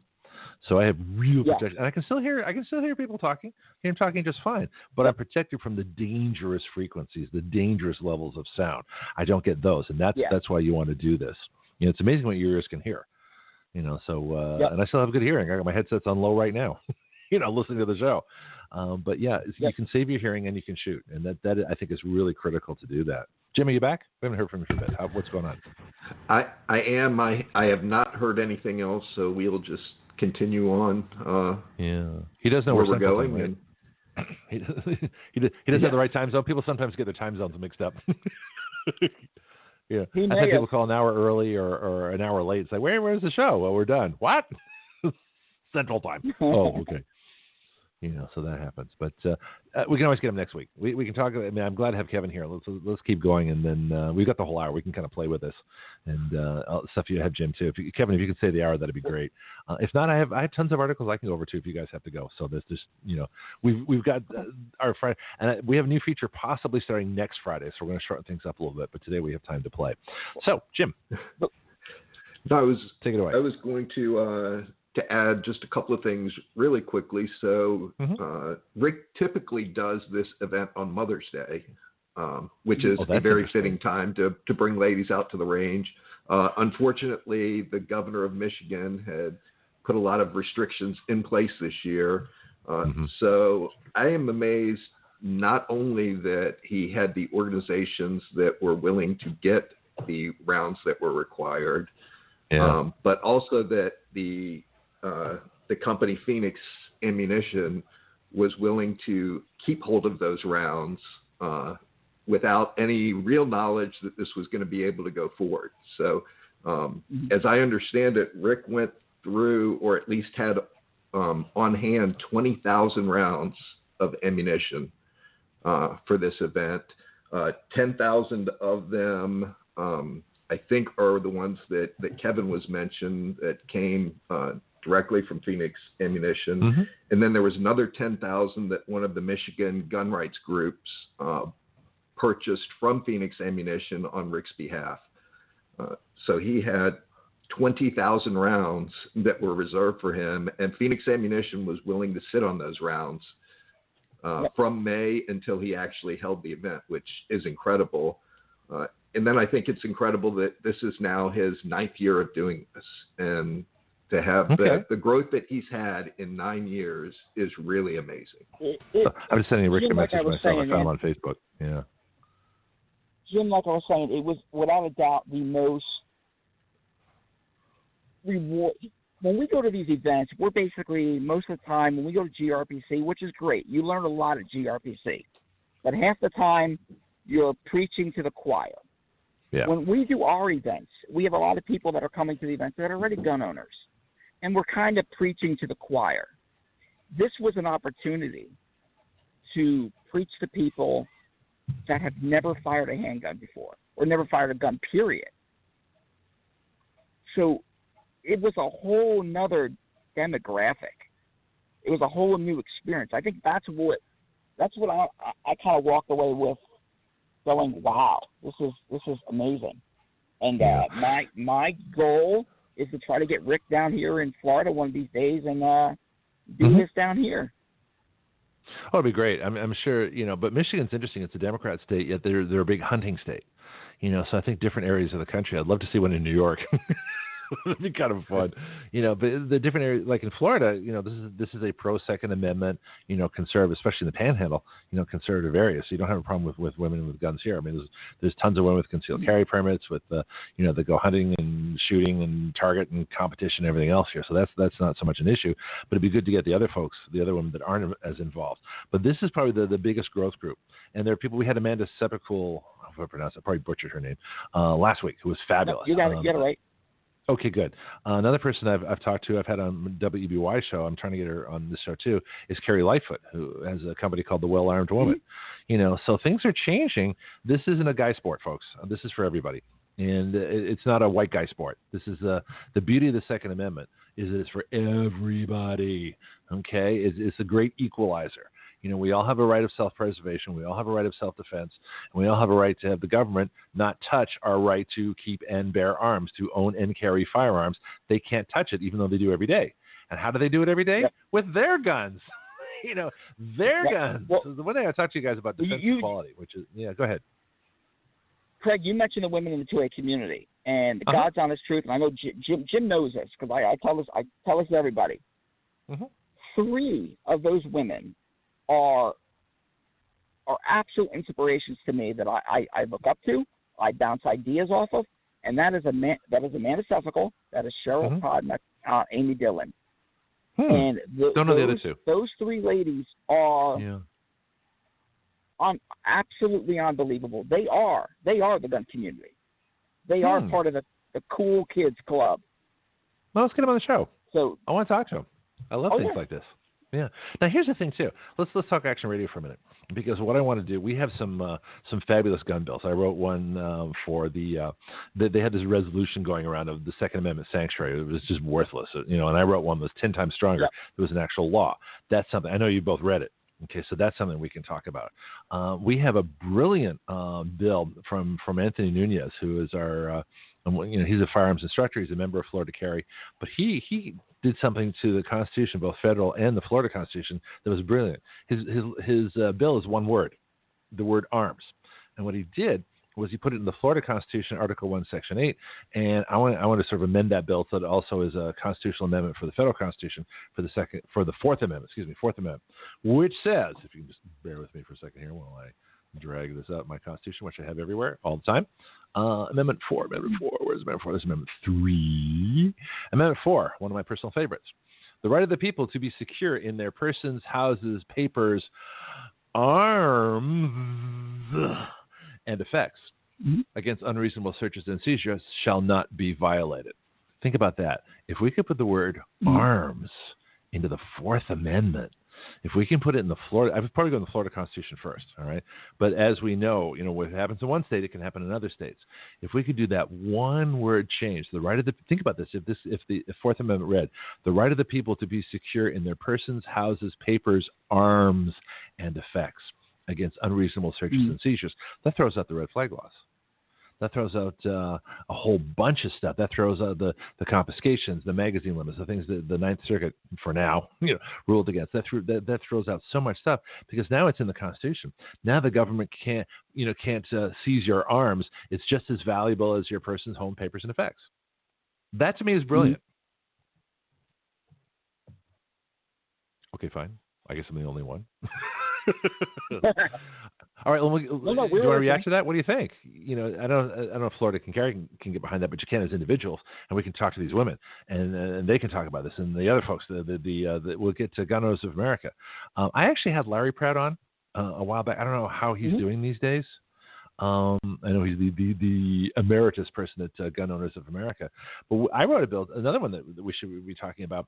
It's basically reverses the background check. So in other words, instead of checking everybody who can be licensed, who can be registered, in whatever system they have, the difference would be that you would be, the background, the prohibited people. We can talk about that later too. But the prohibited people would be on a computer secure website, and the gun retailer could take a look at the website, take a look at your driver's license compared to the website, and if you're not a prohibited person, you get your gun. That's a background check. That checks the prohibited person, not the honest consumer. Simple, huh? That's you love that, interesting. Yeah, so you got to read our site, writeyourlives.com. That's what we do here. Now, it's possible. Well, to answer your question, Greg. To answer your question, Eric Pratt's doing pretty good. I pretty much spent the weekend with him. I got to have I did some Facebook Live videos with him, but the reception wasn't that good. But he ended up doing an episode of our Gunshine State Florida Carry Show, which will be airing probably here in the next couple of days. Yeah. So, yep. Put a video on our gun page. Doing pretty good. And I'm hoping, next month we have a big announcement to make, Florida Carry has to make. And I wouldn't mind doing it on your show, having Jim do it on your show. But it's going to take place right after GRPC. That happens, which is going to be explain what that means. Virtual Gun Rights Policy Conference. Okay. All right. I got another call here. I don't recognize this number unless it's is it Jim calling back in? Hang on, let's get him going on here. Let's check this line. Jim, is that you calling back in? Did your microphone not work or something, or what? Yeah, I actually lost internet at my house, so. Oh, okay. Oh, so there you are. That's why I didn't. Okay, there you go. So you're back on the line now. So we got you here too. Yes, sir. So GRPC, or whatever the letter. Can you tell me what those letters stand for? Because this is something we should talk about too. Stands for Gun Rights Policy Conference. It's put on by the Second Amendment Foundation. Mm-hmm.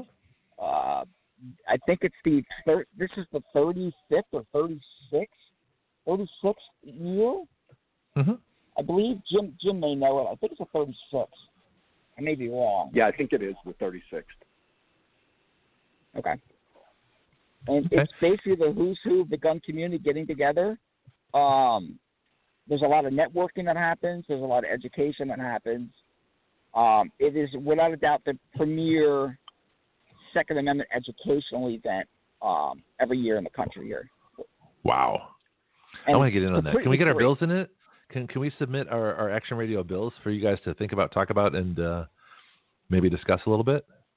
And how would I do that? Well, you would have had a great chance, Greg. You would have had a great chance to do it this year because it was supposed to be held in Orlando. But word has it, it may be back here in Florida next year. Okay. I don't have to be there in person. I can just give you guys the bills. I mean, they're right on our website. Oh, this is something you want to be in person. I know Jim will back me up on that. Okay. You know, I want to start going to these conferences, and I want to start doing citizen legislative workshops so that other people can write laws. Because most of the good ideas, I mean, I've already put my ideas down. So now I'm looking for everybody else's ideas, and there's some brilliant things coming in. You know, it's amazing what's happening.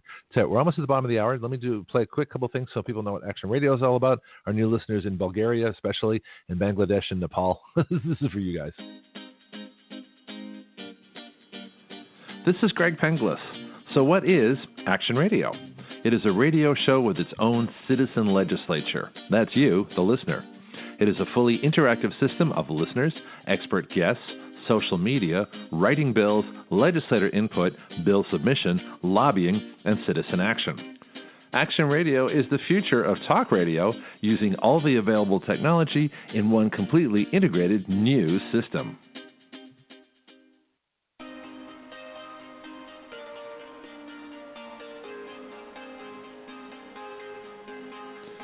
You are listening to Action Radio Online with Greg Penglis. The webpage for all Action Radio shows and podcasts is blogtalkradio.com/citizenaction. Please share our show with all your friends and family, both nationally and internationally. The guiding principle of Action Radio is this: we the people give our consent to be governed through writing the laws by which we are governed.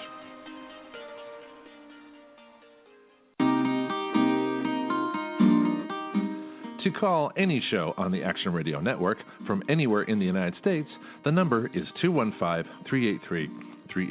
To call any show from outside the United States using Skype, call 011, then 1-215-383-3832.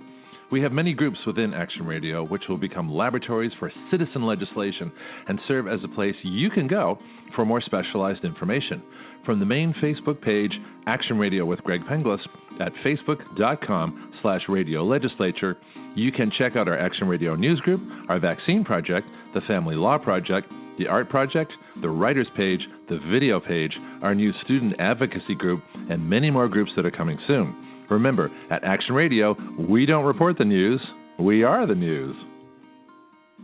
And that includes our new Action Radio Gun Group page, which I'm absolutely thrilled with. So Jim is a moderator there and is putting stories on. I'm putting stories on. We're doing all kinds of things. I'm really sorry Rick's not here. I mean, I really want to talk to him. So we'll have to get him back on another occasion. Things happen, though. Sometimes things come up. That's the way it goes. Anyway, Jim, back to you. We've got another half hour to play. I want to know what... Oh, Kevin. I want to know what is it that Jim doesn't do? Jim? What Jim doesn't do? Wow. As far as what? That's a really loaded question. Go ahead, Kevin, explain. Jim does everything. Jim is Jim's the man. I'll put it that way. He's gung-ho to do anything and help however he possibly can. You the man, Jim. Real quick, Craig, if you don't mind, I got two things I want to talk about real quick. Yeah, go ahead. I got half an hour. One of the organizations that Florida Carry supports big time, and we try to advocate for, is the organization called Faster Saves Lives, which stands for Faculty Administration Safety Training and Emergency Response. It was created by Buckeye Firearms, Jim Irvine. They were at the event this past weekend, and they gave away a bunch of stuff. But the cool thing is, Jim Irvine showed up with med kits, huge med kits that he placed on each end of the firing range, and they had all kinds of first aid stuff all around the place. So I really want to give the thanks to Faster. And if you guys are listening out there and you have kids in school, family members in school, the one organization I would look into is Faster Saves Lives. Read up on that. Share that with your teacher. Share that with your school district. Share that with your PTA, your school board. And if you don't get a response from them, contact Faster. They'll contact the schools. That was a message that Jim wanted to put out there. with us, and I just wanted to share that real quick before I forgot. And the other thing is, I'm sorry. Go ahead. Yeah. Get a second thing. I just wanted to thank Florida Carry. I want to thank Florida Carry for doing what they do for the 2A community, doing what they do to reach out to other states and other organizations. And I wanted to thank them personally for coming to me and offering to send me to Detroit to participate. Again, I'm not going to miss another one. That's something I think the whole Florida Carry board should attend next year. Jim? Yeah, I appreciate the Florida Carry plug. We definitely, do what we can to support the other states and to support organizations like Rick, especially when you have an incredible event like this.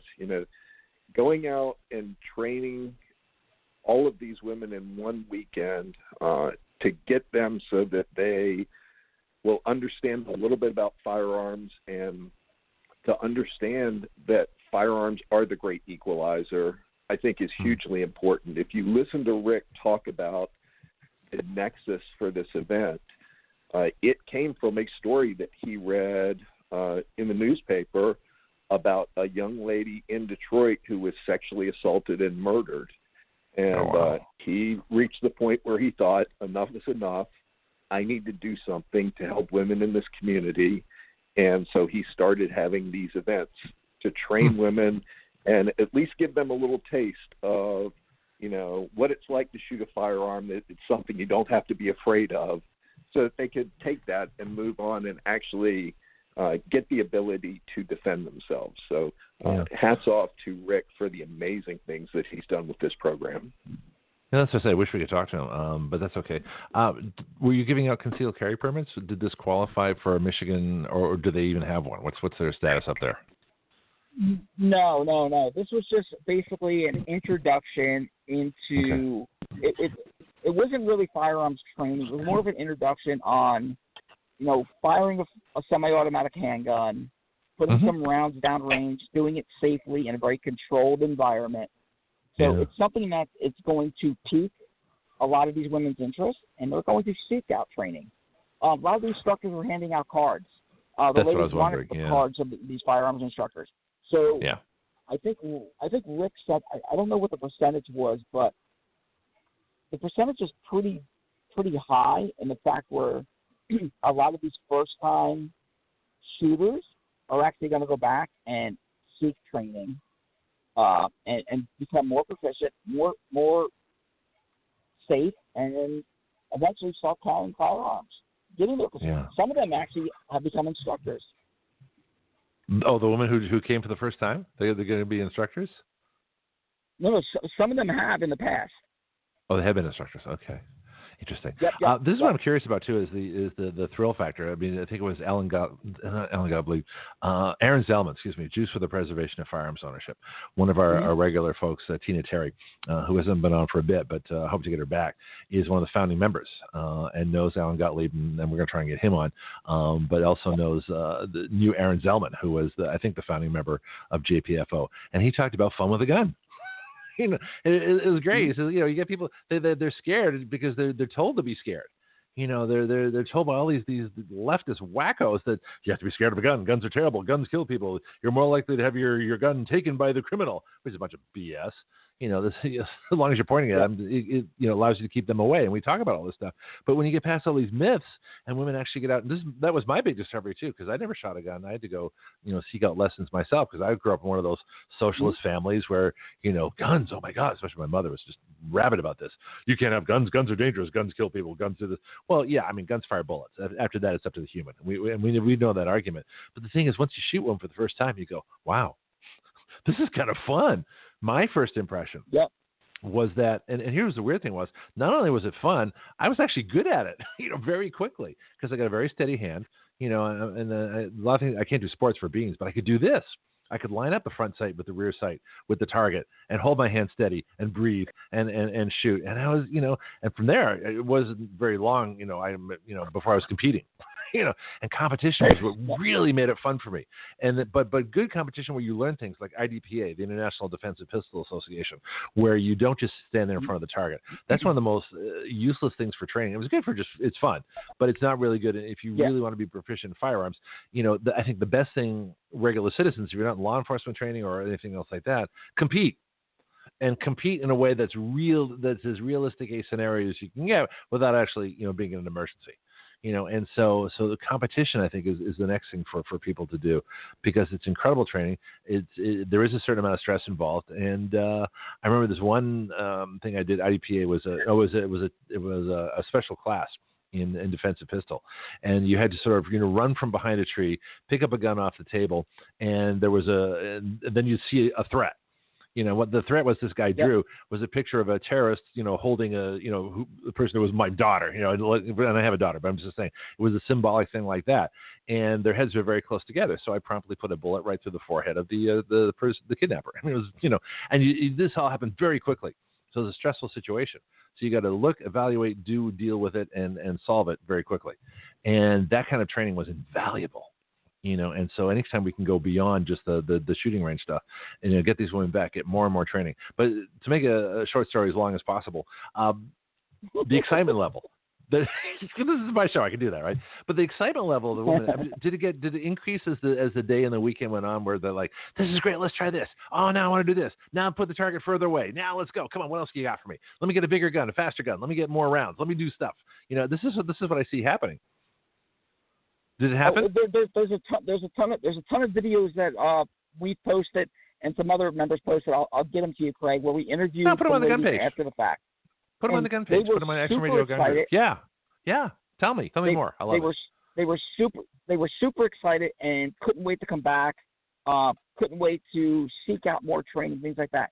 When you were talking about doing some IDPA stuff, I used to do some competition shooting. Not professionally or against other people, but against my wife. And I stopped doing that after I realized I can't beat her. She's too That's good. Okay.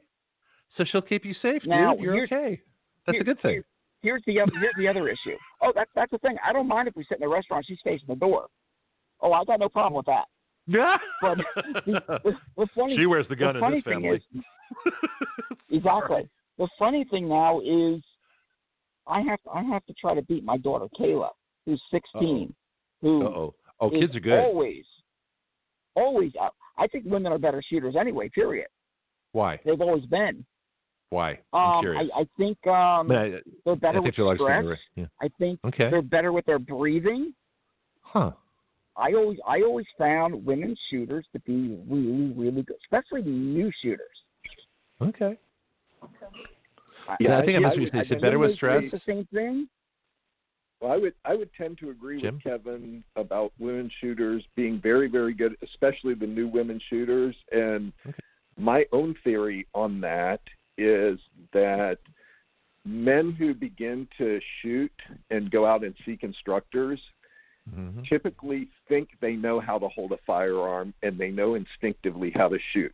It may have been that they've just shot on their own with their friends, or it may be that they've just played with toy guns, but they tend to think that they already know and don't listen as well to the instructors. Most of the women that I've taught listen to exactly what you tell them and do exactly what you tell them, and they're very, very good at it. And they learn faster. Yeah. My closest experience. Go ahead. Jim, Kevin? are you saying guys don't listen? I'm sorry, I couldn't hear you. Were you saying something? Well, my wife is sitting next to me. She's shaking her head yes. So give her the phone. I got my Kevin, answer. give her the phone. I want to get women's perspective. Let's put her. Is she right there? You put her on. You want that? Yeah, I do. What's her name? She's going no. Oh, come on! It's just us. It's your friendly little neighborhood radio show. What's her first name? Jim wants to say hi. Her name's Sarah. Says hi, Jim. Tell her I said hello, and I have no doubt that she is a much better shot than you are. Sarah, come on the She's show. Gone now. Come on, she's gone. Let's go. Come on the show, Sarah. She's going no thank Sarah. you. This is easier than being in a gun range. Jim will tell you this though. Sarah helps me put all these FC events together, and she has no problem in what can I say, herding us together when we need to, and getting our attention when we are getting off track or off schedule, something like that. Yeah. I'll try to get around here one day with you, Greg. She is definitely the driving force behind our events. And I think part of it is no one's really afraid of Kevin. No one's really afraid of Kevin, but, you have to be afraid of Sarah because you know that Sarah's not going to take it from you. She will tell you it's time to move on to the next thing. And that's a great thing because that's exactly what we need. Yeah, this is the gun report and Kevin's personal life report. Actually, I think it's a lot of our personal life reports. It's just different. Well, it really is. Well, and that's part of the fun of it. Well, it's interesting to reveal about things about yourself because, it's amazing the common experiences we have. Like when I first started concealed carrying in Florida, which you couldn't do in California, right? So here I am for the first time, and where do I want to go? My bank, right? So I'm thinking to myself, wait a minute, I'm carrying a loaded gun into a bank. This is interesting. I'm thinking it just feels weird. So I called them ahead of time. I said, folks, I'm new to Florida. I'm not sure how this works exactly, what your policy is, but I'm a new concealed carry person, and I'll be carrying in your bank. Do you have a policy? Do you have anything? They're like, no, we don't care. I said, okay. And she says, just one thing though. If we do get robbed, make sure you shoot the bad guys. I'm like, oh, great. I like this bank. So, this is the attitude in Florida compared to in California. Of course, they would have had the SWAT team. He says, you're going to bring a gun to a bank? There would be a SWAT team outside my door, and just it's such a difference in attitude. And it really makes a difference around the country to see these different things. But for new concealed carriers, and that's the next step. And I think Amanda talked about this last week, that people are more afraid of the gun printing on their shirt than they are being killed by a terrorist or a horrible person. That's the biggest concern, and that's why they don't carry, or it's uncomfortable. And so we have to get past all these things. I would connect Rick with Amanda and see if the women that have done this then say, okay, well, here's the next step in concealing. And these are fashions available specifically for women and gear available specifically for women and holsters and everything else that will help you. So I think if you get those two together, they might be able to sort of piggyback off each other. Oh, no. They know each other. They're friends. We all kind of run in the same circle. Yeah, we're all a big happy family. Okay, yeah. We are, and that is one of the great things about the Gun Rights Policy Conference is you get these leaders in the gun rights community from around the nation assembled in one place each year. And we get a chance to listen to what each person speaks about, and then during breaks you get a chance to socialize and interact and reinforce the bonds that we have so that, like Kevin says, there's a group of people in your contacts list in your cell phone that if you need to bounce an idea off of them and it's in their area of expertise, you can reach out to them, and they are all extremely gracious and willing to help you however they can. Yeah, gun people are good people. That's my experience. I'm going to get a little controversial for a minute here. You spoke about the difference between how men and women learn, and my closest experience, the thing I have the most experience teaching, was flying. And flying is a stressful thing. Flying, it's this, one instructor and one student, and the student sees themselves flying badly, and the instructor flying, hopefully, well. And it's a crazy environment up there. Your classroom can be loud unless you have decent headsets, and of course we always did that with intercoms. But it can be stressful when you're at 45 degrees listening to an instructor, and the G-forces are starting to pull you into your seat. And it was fascinating. And I actually had a large amount of women students. And I think the reason was I didn't treat them as women students. I treated all my students the same. I was a tyrant with everybody, and I brought them to the best of their abilities. And the thing I find interesting, and tell me if you find this with women shooters too. We've already talked about this, and I believe it's absolutely true. Women trust you more. They trust your knowledge more. They listen better. They learn faster. But here's what I found. Is that women, when the stress really came, then the guys didn't. I'll tell you about the guys in a minute. But when the stress really came down, women also gave up more easily. They asked for help generally faster than the guys would. The guys would gut it out longer. They'd reach down longer to try and find that solution to the problems that I gave them. And I think so. There's an advantage and there's a disadvantage. So women, use the skills you have for listening and trusting. Those are to your credit. But the disadvantage I see is don't give up so easily. So if one thing could be advanced in training women shooters, I would definitely stress stressful situations, and say, okay, I want you to reach down. I want you to, use your courage. I want you to use your guts. I want you to carry through with whatever it is. I'm not sure how to do that, specifically for women in a gun training situation, but I think that we should find a way. Find a way to create more stress so that they can handle that kind of pressure. And that's just my experience from flying. But then again, I had a combat trauma nurse who I took into the worst weather you can imagine, and she was great. She did just fine. So these are generalizations, which can get you in trouble, and there are always exceptions. But that's what I found. Listen better, but gave up a little bit faster. If I can give an overall view, gentlemen. I would think a lot of it has to do with on how nervous someone's going to be, and I don't think it's going to matter on if they're male or female. If you have someone who's really anxious or someone who's been, it's been drilled in their head that guns are bad, guns are evil, guns are going to kill you. You as an instructor have to figure out a way to break through that, and you're not going to be able to teach each student the same. You can't. It's just like if you're a second grade school teacher, you're going to have to figure out, try anyway, real quick on what works for that particular student. How are you going to get through to this student? You can be the greatest firearms instructor in the world, but if you're not good with one person, you're not good for that person.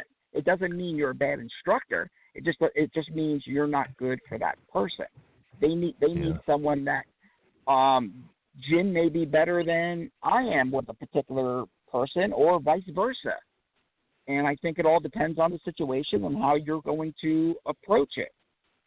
Some of the ladies that were on the line, they were in and out in 7 minutes. Some of them were on the line for 20 minutes. The instructor took the time with those particular ladies. So I think I didn't see anyone give up. I've seen a lot of women that, again, the anti-gun media drilled into their heads, and it's in their heads that guns are bad, guns are evil. I'm going to pull the trigger and I'm going to blow up. So when they realize, after 1 or 2 or 3 shots, you know what? I'm still standing. You know what? This particular instructor isn't lying to me. Yeah. This is something I can do. This is something now I am going to go in and seek out training in the future. So that's where I wouldn't, my opinion now, Jim may be different. My opinion is it all depends on the situation. I don't think women give up quicker by asking for help. I think if you're smart, you're going to say, you know what? I'm holding a weapon that, could kill somebody. I don't want to do something stupid. I've seen enough guys at gun ranges where I don't want to be anywhere near them. And I'll be more than happy to shoot, next to a lady that's never fought gun before. Yeah. So some guys... And the guys gave up 2 of my scenarios, too. When I was teaching and I would purposely overload students to show them their limits, and I would do that. And the guys everybody gives up at a certain point, and that includes me, because there's always a point where somebody gets overloaded and they can't handle it. It was just a generalization that I found that women were because they're trusting and better at listening. The flip side of that is wanting to ask for help sooner. And that's something that like I said, I don't know how to encourage this in the training, but if there's a way to incorporate more individual, just try and find the solution. Because if your life depends on it, you're going to have to reach for that solution.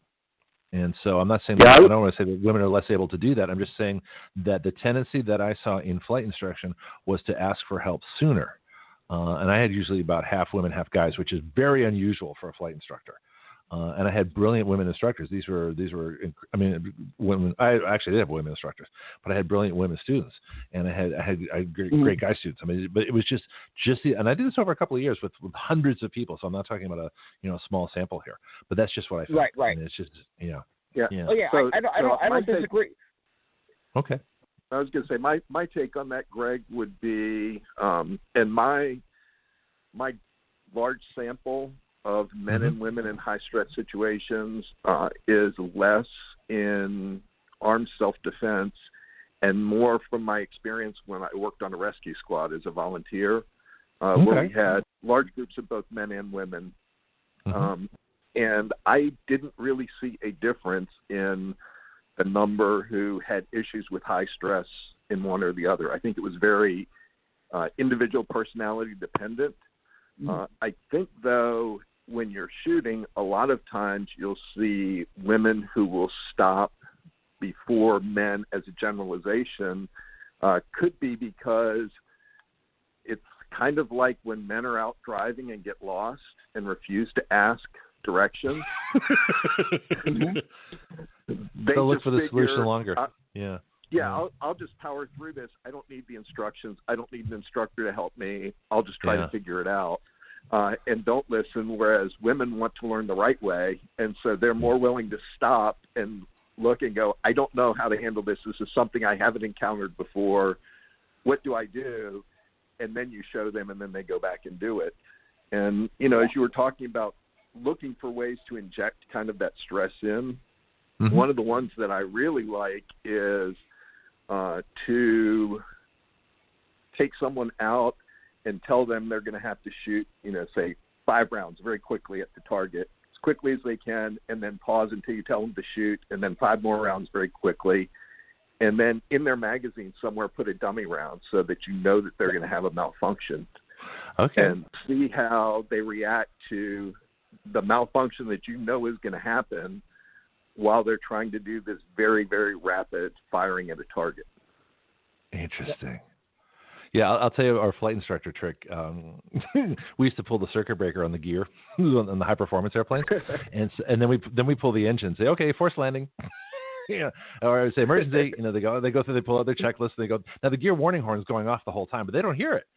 Okay, because they're following their procedures and they're heading for the ground.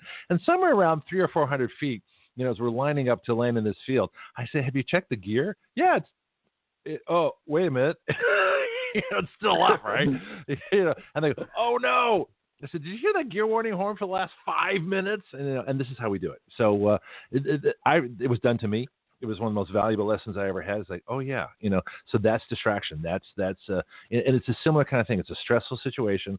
You're going to be lying in the field. Oh no, I mean, you're simulating it because we don't create real emergencies. At least we hope not. When we're simulating. But that's the training that you really want. So for anybody who's going to be putting their life in the hands of their abilities and their guns, you better go beyond target shooting at the nice little paper target, standing calmly at the range. Shooters, take the line. That's go beyond that. Do anything you can, whether it's competition or things that we're talking about here, because that's what's really going to help you, I think. Yeah, I would tell you the other great thing. Okay, whoever wants to go first. The other great thing that you can do to really inject that stress level in is if you can find a location that has one of the shoot, don't shoot scenarios. So if you can go through with a simulated firearm, and have multiple scenarios come up where you have to decide whether you're going to shoot. I did in law enforcement, federal law. There are places that can do that. So I know at one time the sheriff's department here in my county was doing that. And since coronavirus came in, I'm sure they're not doing it anymore. But there was a time when they were offering their don't shoot for average citizens to come in. That's invaluable. I took that training. It was incredible for me. I learned so much just doing that. That's the perfect thing. It would almost be nice if that were required for CCW holders, I think, as long as we have those until we get constitutional carry. But it'd be nice to have that as an option. But I actually don't like requiring things like that for you to get carry. Yeah, you're right. Yeah, you're right. I don't want any requirement. I'm right with Jim. I don't want any requirement at all besides going to purchase a gun, putting it in my waistband in a Panther concealment holster, and I am on my way. I got to get that last vestige of California out of me. I'm sorry, guys.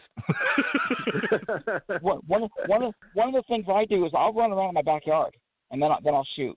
And I'll run some more. I'll get down, do some push-ups. I'll shoot from the ground. I'll shoot from different positions laying on the ground. I'm a left-handed shooter, but I also shoot right-handed.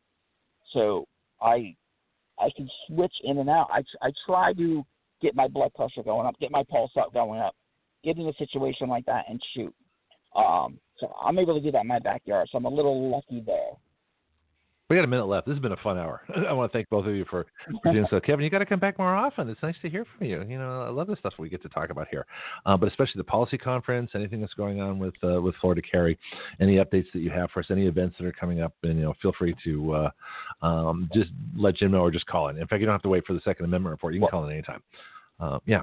Well, I think Jim's phone dropped when I was talking before, but next month, Jim will be able to be on the show and break some really exciting news that we got coming up here. But we're not going to be able to break it out until after GRPC happens, out of respect for the Gun Rights Policy Conference, because we're going to promote the heck out of that. I'm not going to talk about what Florida Carry has been working on, but we got something big happening. Okay, we'll just give you a round of applause anyway. That information will be coming out. Great effort, guys. Appreciate it. On that note, we got 5 seconds left. I have to let you both go. Thank you so much, Kevin and Jim. This is Greg Penglis for Action Radio at blogtalkradio.com/citizenaction. And also, if you want to be a subscriber to Action Radio, patreon.com/Action Radio. Back Monday with all kinds of new news myself.